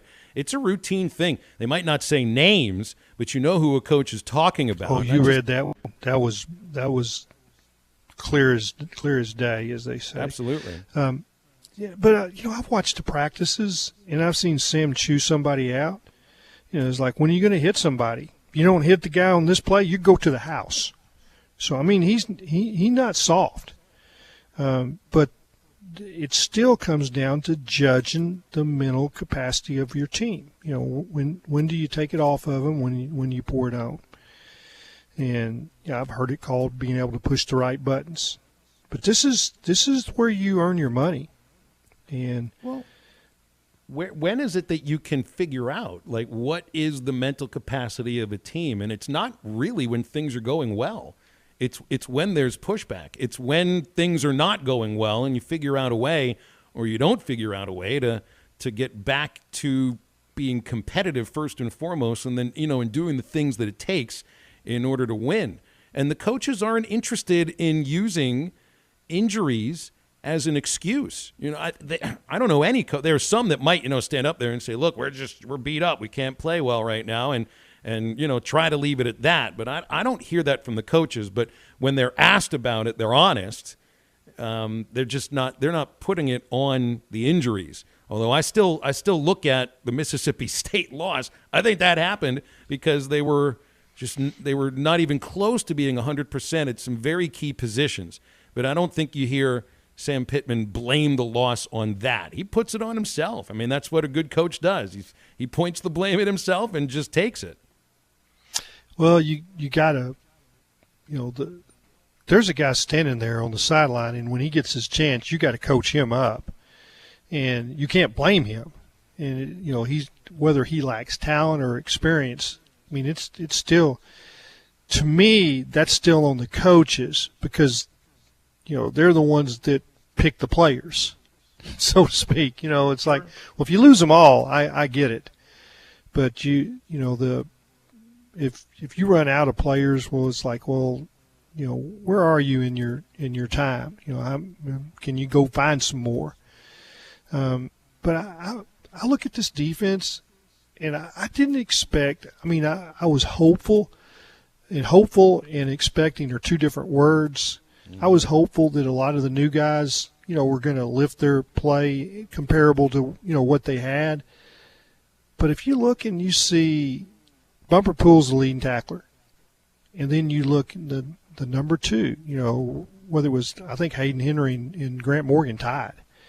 You lose those two guys, and then you lost Joe Fouché, who had a lot of tackles. Greg Brooks had a lot of tackles. Jalen Catalon was very capable tackler. And he didn't play but half a season, but he still had a lot of tackles last year. And then Monteric Brown had a lot of tackles. John Ridgway, for a nose tackle, had a lot of tackles. I mean, it might not have been but about 40, but that's a lot for that position because he gets double teamed. And then Markel Utsey and Trey Williams had a lot of tackles. You lost all of that. And, some of the replacements were transfer portal guys that had, tackles, but some of them didn't. So that's kind of it's kind of like a quarterback wide receiver thing. You're just talking about production. So that's where they were. So I think that when you see this defense struggling, some of it we should have expected. Maybe we didn't. Well, hopefully they can make some splash plays this weekend and maybe get the ball back. Though BYU's only turned it over twice this year, so they've been pretty good at holding on to the ball. You're going to score some points, yep. Yeah, the offense has to do their part. All right, if you got any more questions for Clay, any comments, you can call or text us, 877-377-6963 for halftime. And, hey, get over to Joe's Grill and Cantina today because it's Taco Tuesday. They got $1 crispy tacos all day long, $3.95 pork carnita tacos as well. It is delicious. And Joe's Grill and Cantina is the home of half-price apps and half-price taps during every televised game. TVs everywhere, so no matter where you're looking or craning your neck, the game's right there in front of you, and you can enjoy your favorite apps and beers that are all half-price during the game. Joe's Grill and Cantina, where you can watch football and enjoy yourself. They're at 3400 South 74th in Fort Smith, right across from Harps, open Tuesday through Saturday. joesfortsmith.com online, and download the Waiter app. You can order right there. Back with Clay Henry and Matty T after this on halftime. You won't get in, singing and a playing, wishing and a hoping, just wishing and hoping and thinking and praying, planning and dreaming. You're listening to Toyota Tuesday. Stop by your local Toyota dealer. Toyota, let's go places. Together we stand as tall as the Tower of Old Maid. Our memories are etched in stone like names on Senior Walk, and our blood flows razorback red. For 100 years we've been hog wild, and today we continue the tradition. We are Arkansas Razorbacks. Listen to every Razorback football game this season right here on ESPN 95.3 and hitthatline.com. Cooler weather is on the way. Is your heating system ready? Let Ashley Air get your home ready with their $69 fall tune-up special. Ashley Air's trained technicians will check your system and make certain it's heating your home efficiently. It's just part of Ashley Air's 100% satisfaction guarantee. On game day, call the Hogs. When your heat needs repaired, call Ashley Air. Get your $69 fall tune-up now. Just go to AshleyAir.com to schedule your tune-up. That's AshleyAir.com. Proud sponsors of Razorback Athletics. This time of year is hectic, and we know you have things to do and places to be. Southern Tire Mart can help you get there and save you money on America's most trusted brands like Michelin and BF Goodrich. Take advantage of our $49.95 oil change, which includes 27-point vehicle inspection. Come see us at Southern Tire Mart, just off I-540 at exit 14 in Fort Smith today. For quality Michelin and BF Goodrich tires and the best in first-class service. Get where you need to be with Michelin, BF Goodrich, and Southern Tire Mart. From the very beginning, large landowners and homeowners have recognized the incredible value for the build quality Bad Boy mowers are known for. Everyone deserves a better finish cut, and at Alma Tractor in Alma, we invite you to compare a Bad Boy mower, pound for pound, price for price, and you'll find yourself mowing with an attitude. That's Alma Tractor and Equipment in Alma, or check out almatractor.com.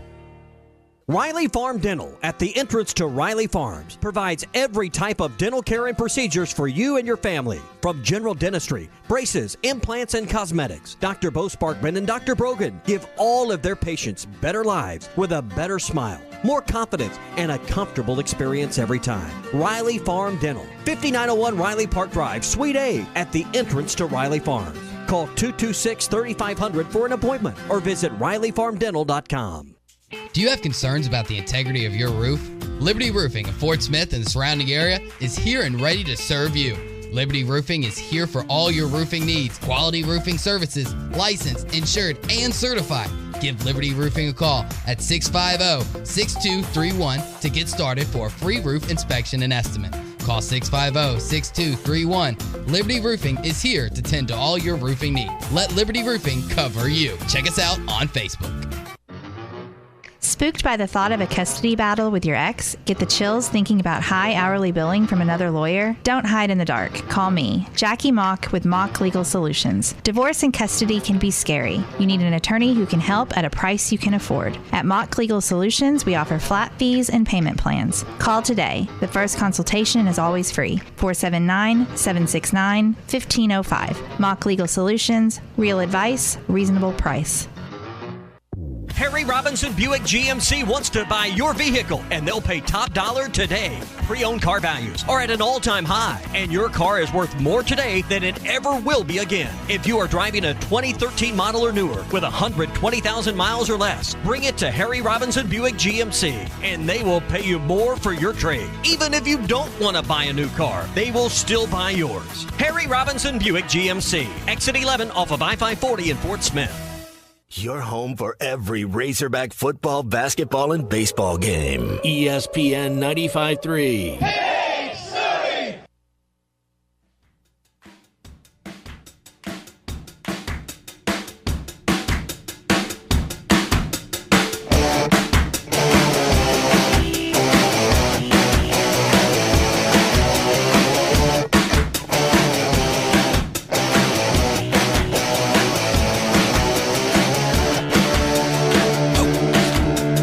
'Find halftime on 99.5 in Northwest Arkansas, 95.3 in Fort Smith in the River Valley, 96.3 in Hot Springs in Central Arkansas, 104.3 in Harrison and Mountain Home, and everywhere on hitthatline.com. Now back to the host. Here's Phil Elson.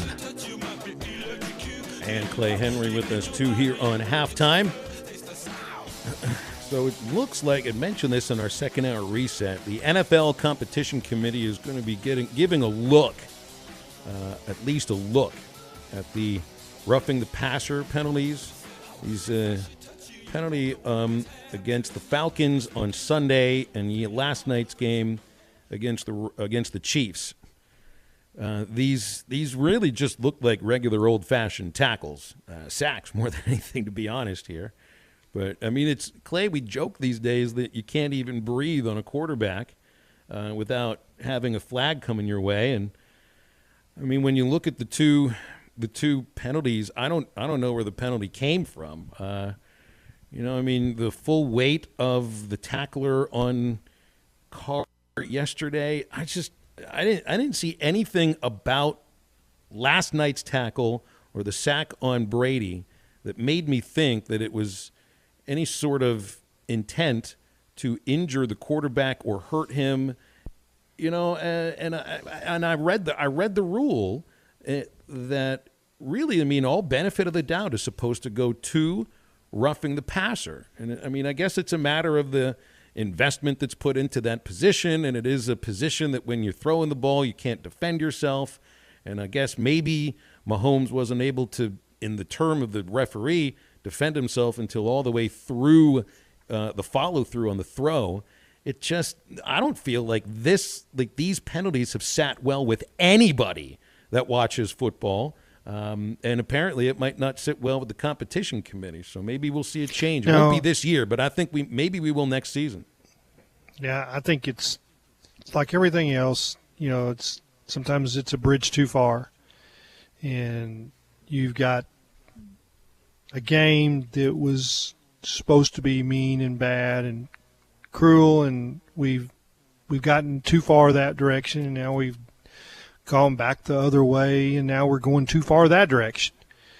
I guess we can just put belts on the quarterbacks with 2 flags on each side, and if you get really close, you take one of those belts off, and then you just stop. So yeah.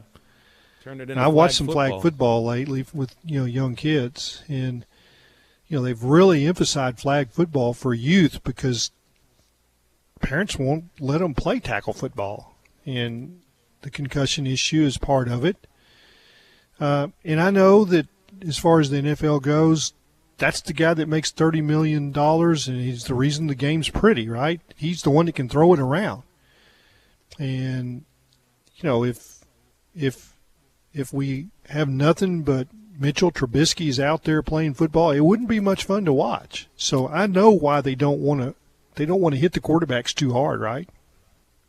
No, I guess not. They just want to, pick them up and lay them on the ground very gently. I mean, I feel for the defensive players. They don't know what to do. That's exactly what they said. It's like, what do you want me to do? It's a 325-pound tackle. What exactly do you want him to do? Is he supposed to control the way that he lands on the quarterback? So it wasn't a matter of like picking him up and body slaying him. All he did was tackle him. And that's something that he's been taught to do. And, I mean, look, I think with the targeting penalties, this is a different situation. You're trying to eliminate the concussions, for any of the positions on offense and defense. But when it comes to the quarterback, it's any part of the body, really. If you hit him in a certain way, and if you hit him down on the knee, I mean, look, you can say it's a dirty call. Some guys might just fall into the quarterback. I've seen that before too. They'll get flagged for it. It feels like it is one position that is just protected differently than any other position. And it's the same with baseball too. You remember a few years ago the change of you can't run over a catcher any longer because of the injury to Buster Posey. No one's complaining about that anymore. For a while they did, but it was a position that was being protected differently than any of the others. And that's just because you only saw guys get run over at home plate. It didn't happen anywhere else. And in football, like, the quarterback is protected in a way that's totally different from any other position on the field. Yeah, they're going to change the size of the bases next year too, right? That's all right. About that, avoiding collisions. So, but I don't know what you do at quarterback unless you just put them in a marshmallow suit where they can't get hurt. I don't know. But yeah, the game is different for them, and that's the way they practice football. They put them in, jerseys that you don't touch them. That's true. And that's true. I've talked to Tommy Kraft about that, and he's like, that's wrong to practice that way. Well, I don't know if it is or it isn't. You got to get those guys to the games, right? Yeah, you do. And I mean, people are sometimes coming to watch the quarterback. A thought on the bases with baseball too. I think another reason that they're changing this is because of instant replay. And because if a runner if the heel of his foot somehow becomes disengaged with the base and the glove is still on him, he's going to be out. And nobody paid so close attention to everything happening around a base because, quite honestly, there was just a lot of dust flying around. So I think they're trying to even that up a little bit by giving the runner just a little more base to hold on to, or at least touch. Yeah, I don't know that it'll change anything because the runners are going to still aim for the corners, right? At least that's what I always did. I didn't try to hit the very middle of it. Well, they might, if they aim for the corner, they can still slide off of it like they did before. Yeah, right. Reach back and find a way on it. But on the idea of replay, who was it that was flat? I forget his name yesterday. The tackle for Kansas City. He said, "Why not? If we do instant replay for targeting." And confirming those goals, why not? Why can't you do instant replay for roughing the passer? Or at that point, Clay, are we over replaying everything, which maybe we're doing anyway? Well, if that's tough for the referees to call in a split second, then you got to review it because they're getting it wrong too many times, and they're deciding games. I never thought they would review pass interference, but they do now, right, on certain ones. Well, again, because that's right. It was because of it's just too hard. I forget the year, but it was in the NFC title game in New Orleans. That's exactly right. I mean, these are plays that end up deciding not just a game but an entire season sometimes. Sooner or later, you're going to end up with, well, you'll always have humans on the field. They're just going to end up being confirmed or unconfirmed by cameras and by computers. Do you want the strike zone to be judged by cameras or computers? Yeah, I could go with you on that topic for about 5 hours. I see pros and cons both ways, Clay. I really do. But I think that's the way we're headed. I really do think that's the direction that we're headed. It won't be next year. We're already having some interesting changes for baseball next year, but I do think the automatic ball strike system will, once it's quote unquote perfected, which I wonder if it ever really can be, I think it's definitely on the way. Another thing on the way is something that you've probably been trying recently at your recent tailgate or your watch party. It's a full spectrum seltzer brought to you by Washita Farms, and it's called Lark. There's no alcohol in Lark, so there's no headache the next day. No sugar, no carbs, no calories either, but it has a perfect balance of hemp-derived THC and CBD, and it is 100% legal. Lark tastes like strawberry guava, mango, grapefruit, or berry.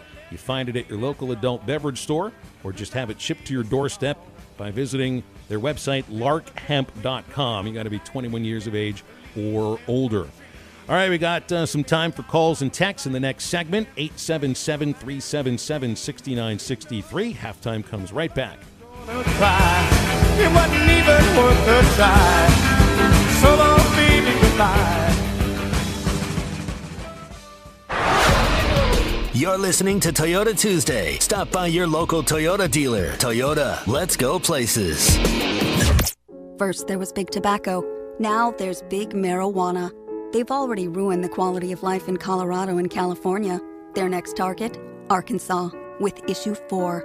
They claim Issue 4 will benefit us, but in reality, it would only help a small group of corporate marijuana interests make millions and hurt us. By repealing limits on marijuana potency, Issue 4 puts profits over people, exposing our community to dangerous new higher potency marijuana products. By repealing advertising restrictions on marijuana, it puts our children at risk, exposing them to harmful marijuana products at a young age. Finally, as a constitutional amendment, any problems Issue 4 creates will be locked in and nearly impossible to undo.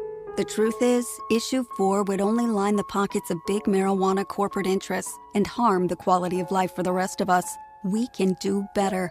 Vote no on Issue 4. Paid for by Safe and Secure Communities.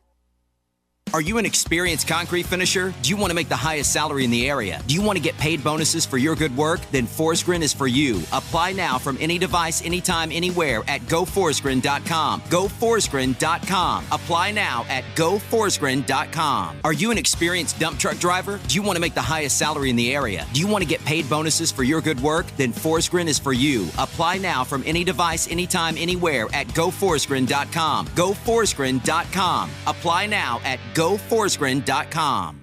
Fishing never stops. Make a Wake Bait and Tackle has everything from jigs to raincoats, Todd Huckabee crappie rods, Bobby Garland crappie jigs, and stay warm and dry with the River West rain suit, the area's largest selection of Zoom plastics, Flash Mob Jr., Kitech swim baits, Mega Bass rods, plus rattle traps, life jackets, and rod and reel repair. Find all the top brands and everything you need at Make a Wake Bait and Tackle, 1 mile east of I-540 on Highway 64. Make a Wake Bait and Tackle.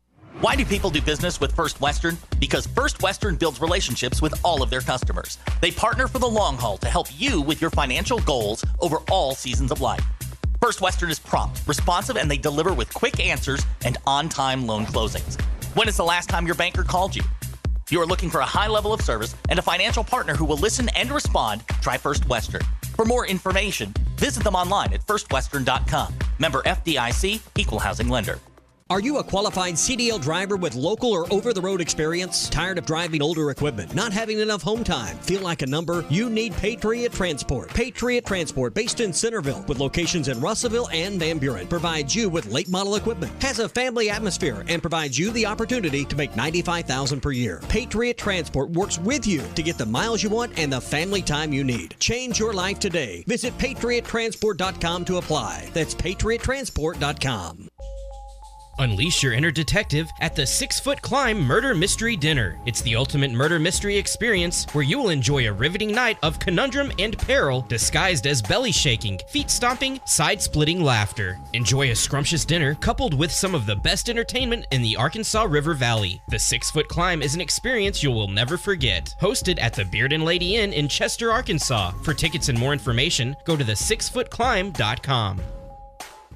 Sometimes wounds just don't heal, and when they don't, reach out to the Tulsa Wound Center. They provide chronic wound care using all the latest technologies such as hyperbaric oxygen therapy, shockwave therapy, skin substitutes, and more. When it comes to life and limb, experience matters. Make sure you are being seen and treated by an experienced and certified wound physician. Founder and medical director Dr. Lam Lee has been a prominent wound care and hyperbaric physician for over 15 years. 10,000 patients can't be wrong. Online at TulsaWoundCenter.com or call 918-561-6661.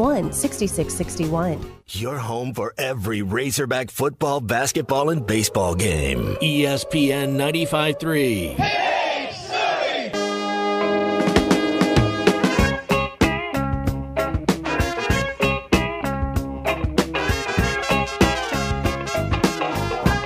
Find Halftime on 99.5 in Northwest Arkansas, 95.3 in Fort Smith in the River Valley, 96.3 in Hot Springs in Central Arkansas, 104.3 in Harrison and Mountain Home, and everywhere on hitthatline.com. Now back to the host. Here's Phil Elson.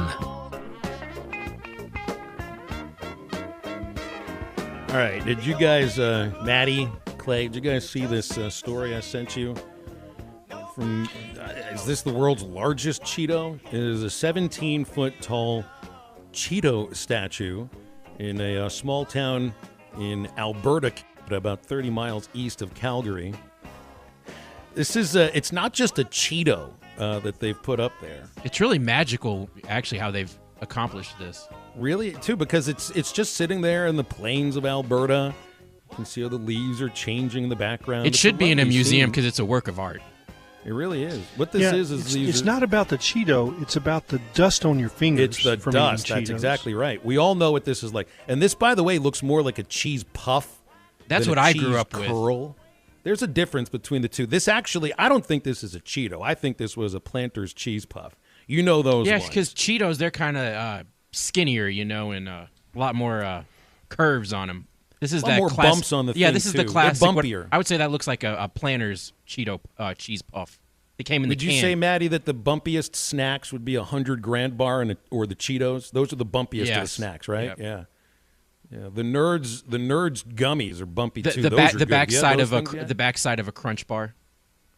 Yeah, that one as well. Nobody gives Cheetos out on Halloween though, but these Nerds ones are great. Clay, you are absolutely right though, because what this sculpture is, I mean, this is a sculpture. This is a work of art. It's 3 fingers.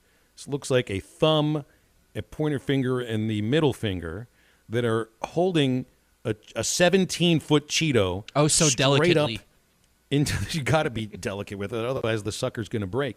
But the fingers, the fingertips, are just all orange. The rest of the fingers are gray. So that you're right, Clay. This is a monument to the orange dustiness that you just can't get off your finger. Cheetos dust.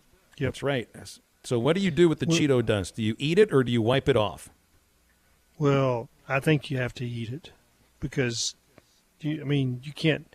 Now, if you're a blue jeans guy and you've got faded blue jeans, you can't wipe them off. I mean, Cheetos dust on pockets in your jeans, it's just not right.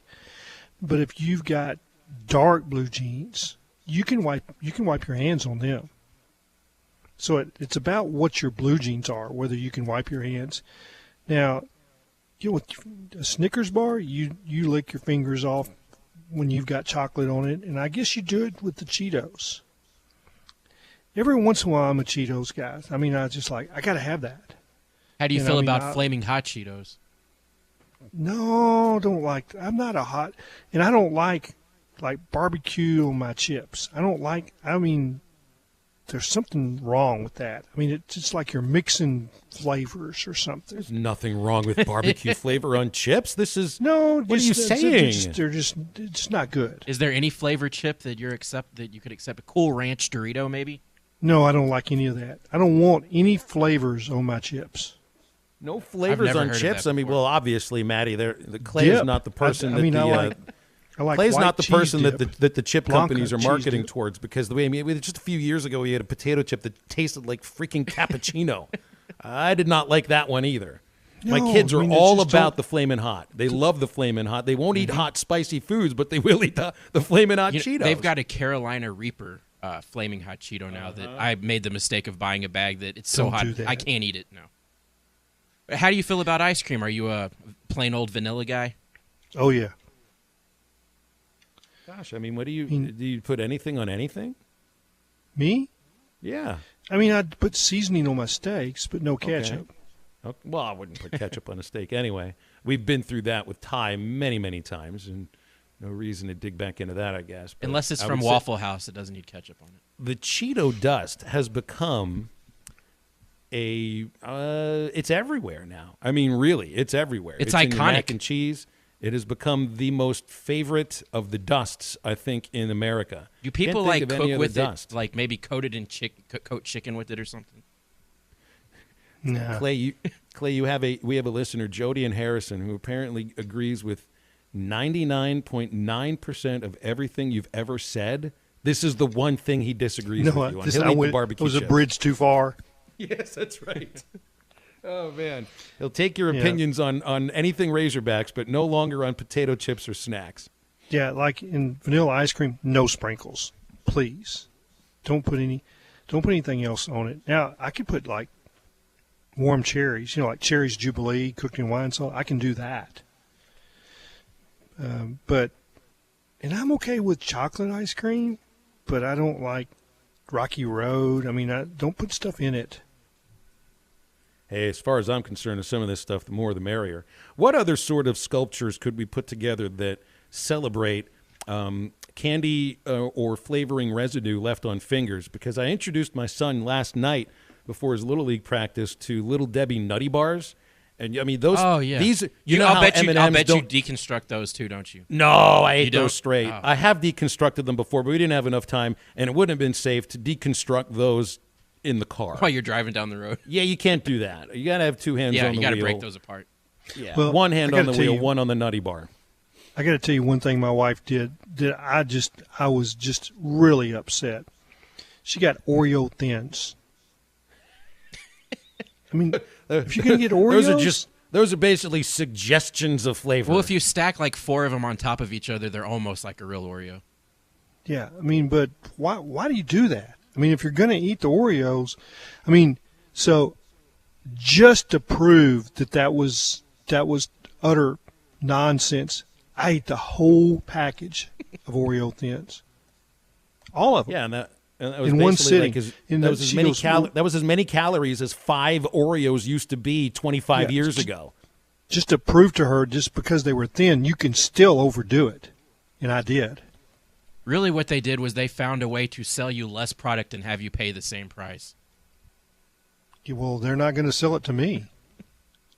And the text come in here. We got Rob likes the Ruffles dipped in barbecue pulled pork or beef. No. Now, that's just dip. That's kind of like using the potato chip as a nacho. Are you okay with nachos, all sorts of like meats and cheeses and vegetables on nachos? That's like a food, though. Okay. It's different.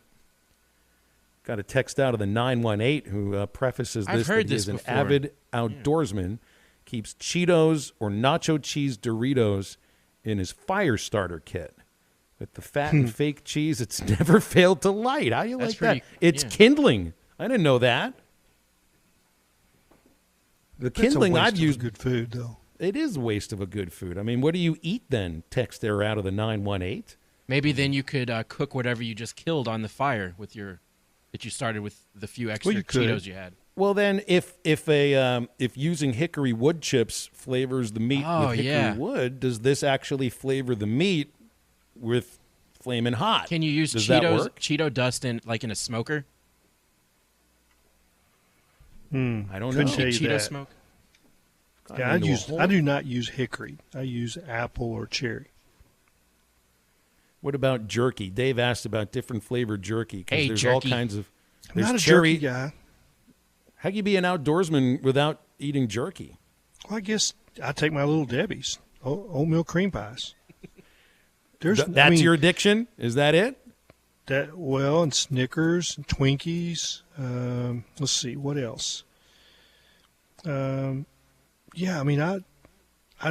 peanut butter crackers. When I was doing my elk hunt, I had a little bag in my backpack of snacks, and those were what I had. I had peanut butter crackers, but I was really worried about that because I thought I might be crunching too loud. Oh yeah, it's going to scare all the animals away. Yeah. If you really want to that's why I didn't get one. If you really want to start the day with some energy, a box of little chocolate donuts. Chocolate donuts. Yeah, and I run a marathon. Clay, that's a skit from John that's Belushi. A classic SNL skit with John Belushi. Oh, sorry. Yeah, he was the It was like a Wheaties commercial. Yeah, that is like the ultimate Maddie there. Oh gosh, we got to find that and play it at some point. Yeah, little chocolate donuts. Get them ready for an Olympic racing event. That's great. Hey, and when you're going to put money on your favorite racing event, even if the person you're betting on has eaten little chocolate donuts, go to BetUS.com. They've got it right there for you. 28th year of NFL action. Got the biggest sign-up bonus in the industry. It's 200%. So you can put money on all your favorite leagues, NFL, NBA, the Major League playoffs. Even have casino games that include the coolest European slots, not those dorky ones, just the cool European slots, and live dealers waiting for you at the tables. Sign up at BetUS.com or call 800-79-BET-US and get into the action with BetUS, where the game begins and halftime will end after this quick break.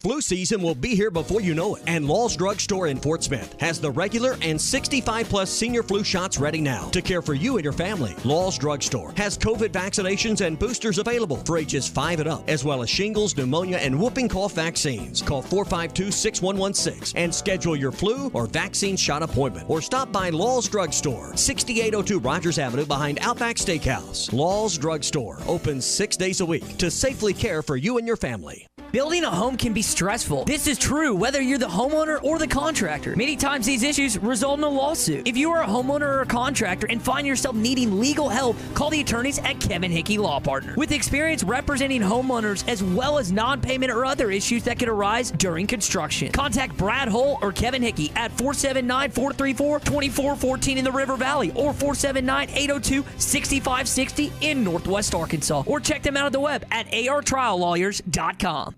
Hey, crappie fans, if you love crappie fishing, Crappie Expo, Branson, Missouri, October the 20th through the 22nd. More than 100 exhibitors. It's all crappie. Get the latest and greatest. Also, the world's largest crappie fry, hush puppies, and taters. Pro crappie teams fishing for over $300,000. Meet the pros, seminars, and concerts daily. Giving away $10,000 on Friday and again on Saturday. Cash is king. That man's crazy. CrappieExpo.com. CrappieExpo.com. Summer is here. Art's Barbecue and Burgers has everything you need for your next picnic, trip to the lake, and outdoor fun this summer. Smoked ham and turkey are perfect for sandwiches at your picnic. Take Art's brisket, ribs, and pulled pork to your next lake trip. And every Saturday at Art's, every thick and juicy burger is $1 off. Art's Barbecue and Burgers, the best barbecue and burgers in town. Rogers Avenue next to Buddy's in Fort Smith, or call ahead at 452-2550 at Art's Barbecue and Burgers. You never know what you will walk up on or find over the hill at the Tackle Box. Right now, you can find all the fly tying materials you'll ever need, such as feathers, hackle, leaders, bucktails, and more. You'll also find an unlimited supply of frozen bait, including frozen skipjack, whole gizzard shad, and carp chunks. And while you're there, check out the indoor archery range, the Tackle Box, your sports store for over 50 years. 3001 0 Street, Fort Smith, 646-3193. The adventure starts at the Tackle Box for sportsmen just like you. Colorworks Paint and Body in Barling offers professional automotive painting, bodywork, and fabrication that is unsurpassed in talent and dedication. Owner Andy Herod uses the latest in collision repair technology to ensure all damage is addressed, whether it's visible or hidden, and works with all insurance companies. Andy and his crew have the experience and commitment to give you complete trust in the repair of your vehicle, no matter the size of the job. Colorworks is located at 1206 4th Street in Barling, across from Dollar General, and is on Facebook, where you can check out their work. Some of my fondest childhood memories are from volunteering with my grandmother. Helping others was her passion. She'd always say, "The sweetest fruits of life come from serving others." And she was right. At Shelter Insurance, we strive to make a positive impact in the communities where we work and live. Ask Shelter Agent Phil Hicks about a free insurance review. Hardee's new Charbroiled Double Deals, starting at $2.99 each, have the Academy for New Offerings hailing this double cheeseburger deal as very new indeed. How much more new does it get than the new Bacon Double Cheeseburger and the new California Classic Double Cheeseburger? Not much newer than that. Well, I've got news for the Academy. After this, I'm getting myself a double cheeseburger from this new deal. The new Charbroiled Double Deal, starting at $2.99 each at Hardee's. Feed your happy. Tax not included. For a limited time. Price and participation may vary. Visit restaurant or app for details. Your home for every Razorback football, basketball, and baseball game. ESPN 95.3.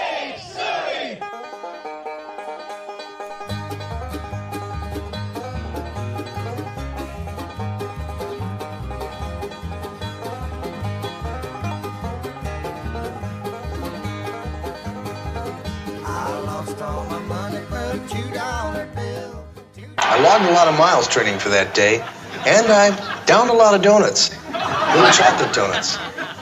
They taste good, and they've got the sugar I need to get me going in the morning. That's why little chocolate donuts have been on my training table since I was a kid.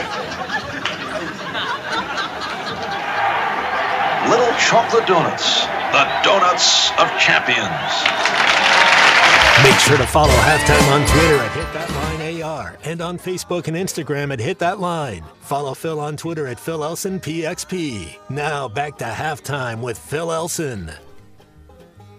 I mean, you start watching that and it shows Belushi, who of course is hairy and heavy. It calls him decathlon champion. And then he does the high jump, and I'm watching him finish the race. He gets his American flag. When does he light up the cigarette? Does that come for him pretty soon? Oh, man. Maddie, well done queuing up the little chocolate donuts. I knew Thank you you'd so appreciate much for that. I really did appreciate that. All right, let's wrap things up with our third hour reset. When are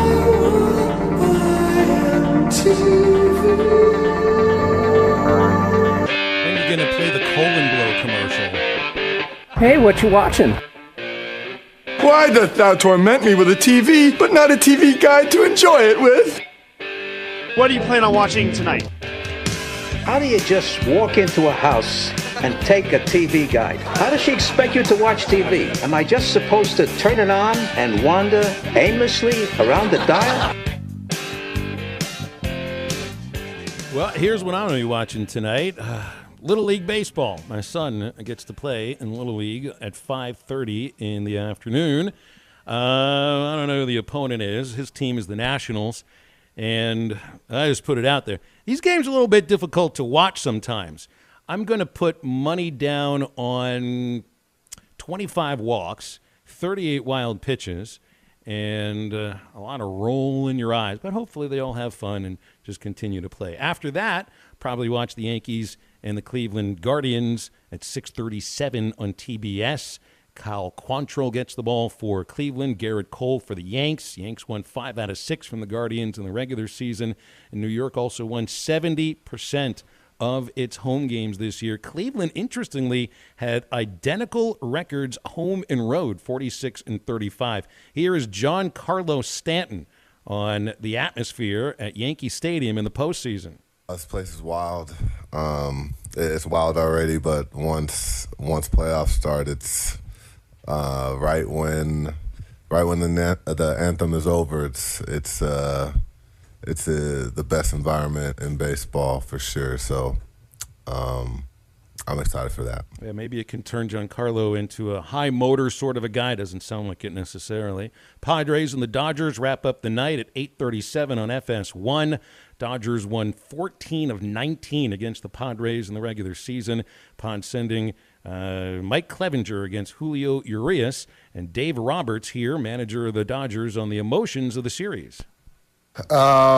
Is it possible? I guess it's possible, but it's very unlikely given the recent history, the geography, the familiarity. So there's going to be a lot of emotions. It's going to be exciting, not only for, players and fans. It's going to be a very intense series. And an update on the Phillies and the Braves. They're in the bottom of the fourth inning, all Philadelphia right now. Max Fried was pulled in the fourth. Phillies have a 6-1 lead over Atlanta in the bottom of the fourth inning, and that is your third hour reset. All right, we're wrapping things up here on halftime. Big Mike loved the Belushi skit. You got to get the colon blow skit at some point, but we can't just play it. We have to have a reason. Yeah, it's a visual, too. And yeah, no kidding. Phil Hartman, was it Hartman sitting on a mountain of bowls of cereal? Yes. I used to have a VHS tape that was all Saturday Night Live commercial parodies, and that was on there too. So that was another one of my favorites. I miss that stuff. I've got one parting question.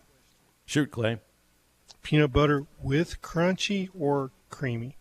With, absolutely. I can take it either way. No. Any way that it comes. Creamy. I can eat it crunchy. I can eat it creamy. But don't mix them together because I need the perfect, sort of consistency in what I'm ready to do. What's wrong with the crunchy stuff, Clay? I don't know. I just can't do it. I ended up in elk camp, and that's all they had, so I had to just take the knife and just pick out just the creamy part for my sandwich. All right, well, more peanut butter or more jelly on your sandwich? More jelly. Yeah, I have to go more jelly. What flavor? I like grape jelly. I do not like strawberry. And please do not bring strawberry rhubarb jelly. Oh, you are very particular with your foods, Clay. I'm learning this today. Maybe I didn't realize it previously. I know what I like. I appreciate all the honesty. That you certainly do. I think I know what I like to a point, and it's just about everything, including the both of you guys. So thank you so much. So that is it for halftime today. Ruskin and Zach take you for the next few hours. The Eastside Liquor Halftime Podcast will come out momentarily. And we're back with you tomorrow for another award-winning edition of your favorite midday radio program, Halftime. So for Maddie and for Clay, I'm Phil. That's your halftime now. Get up, get out, and get better.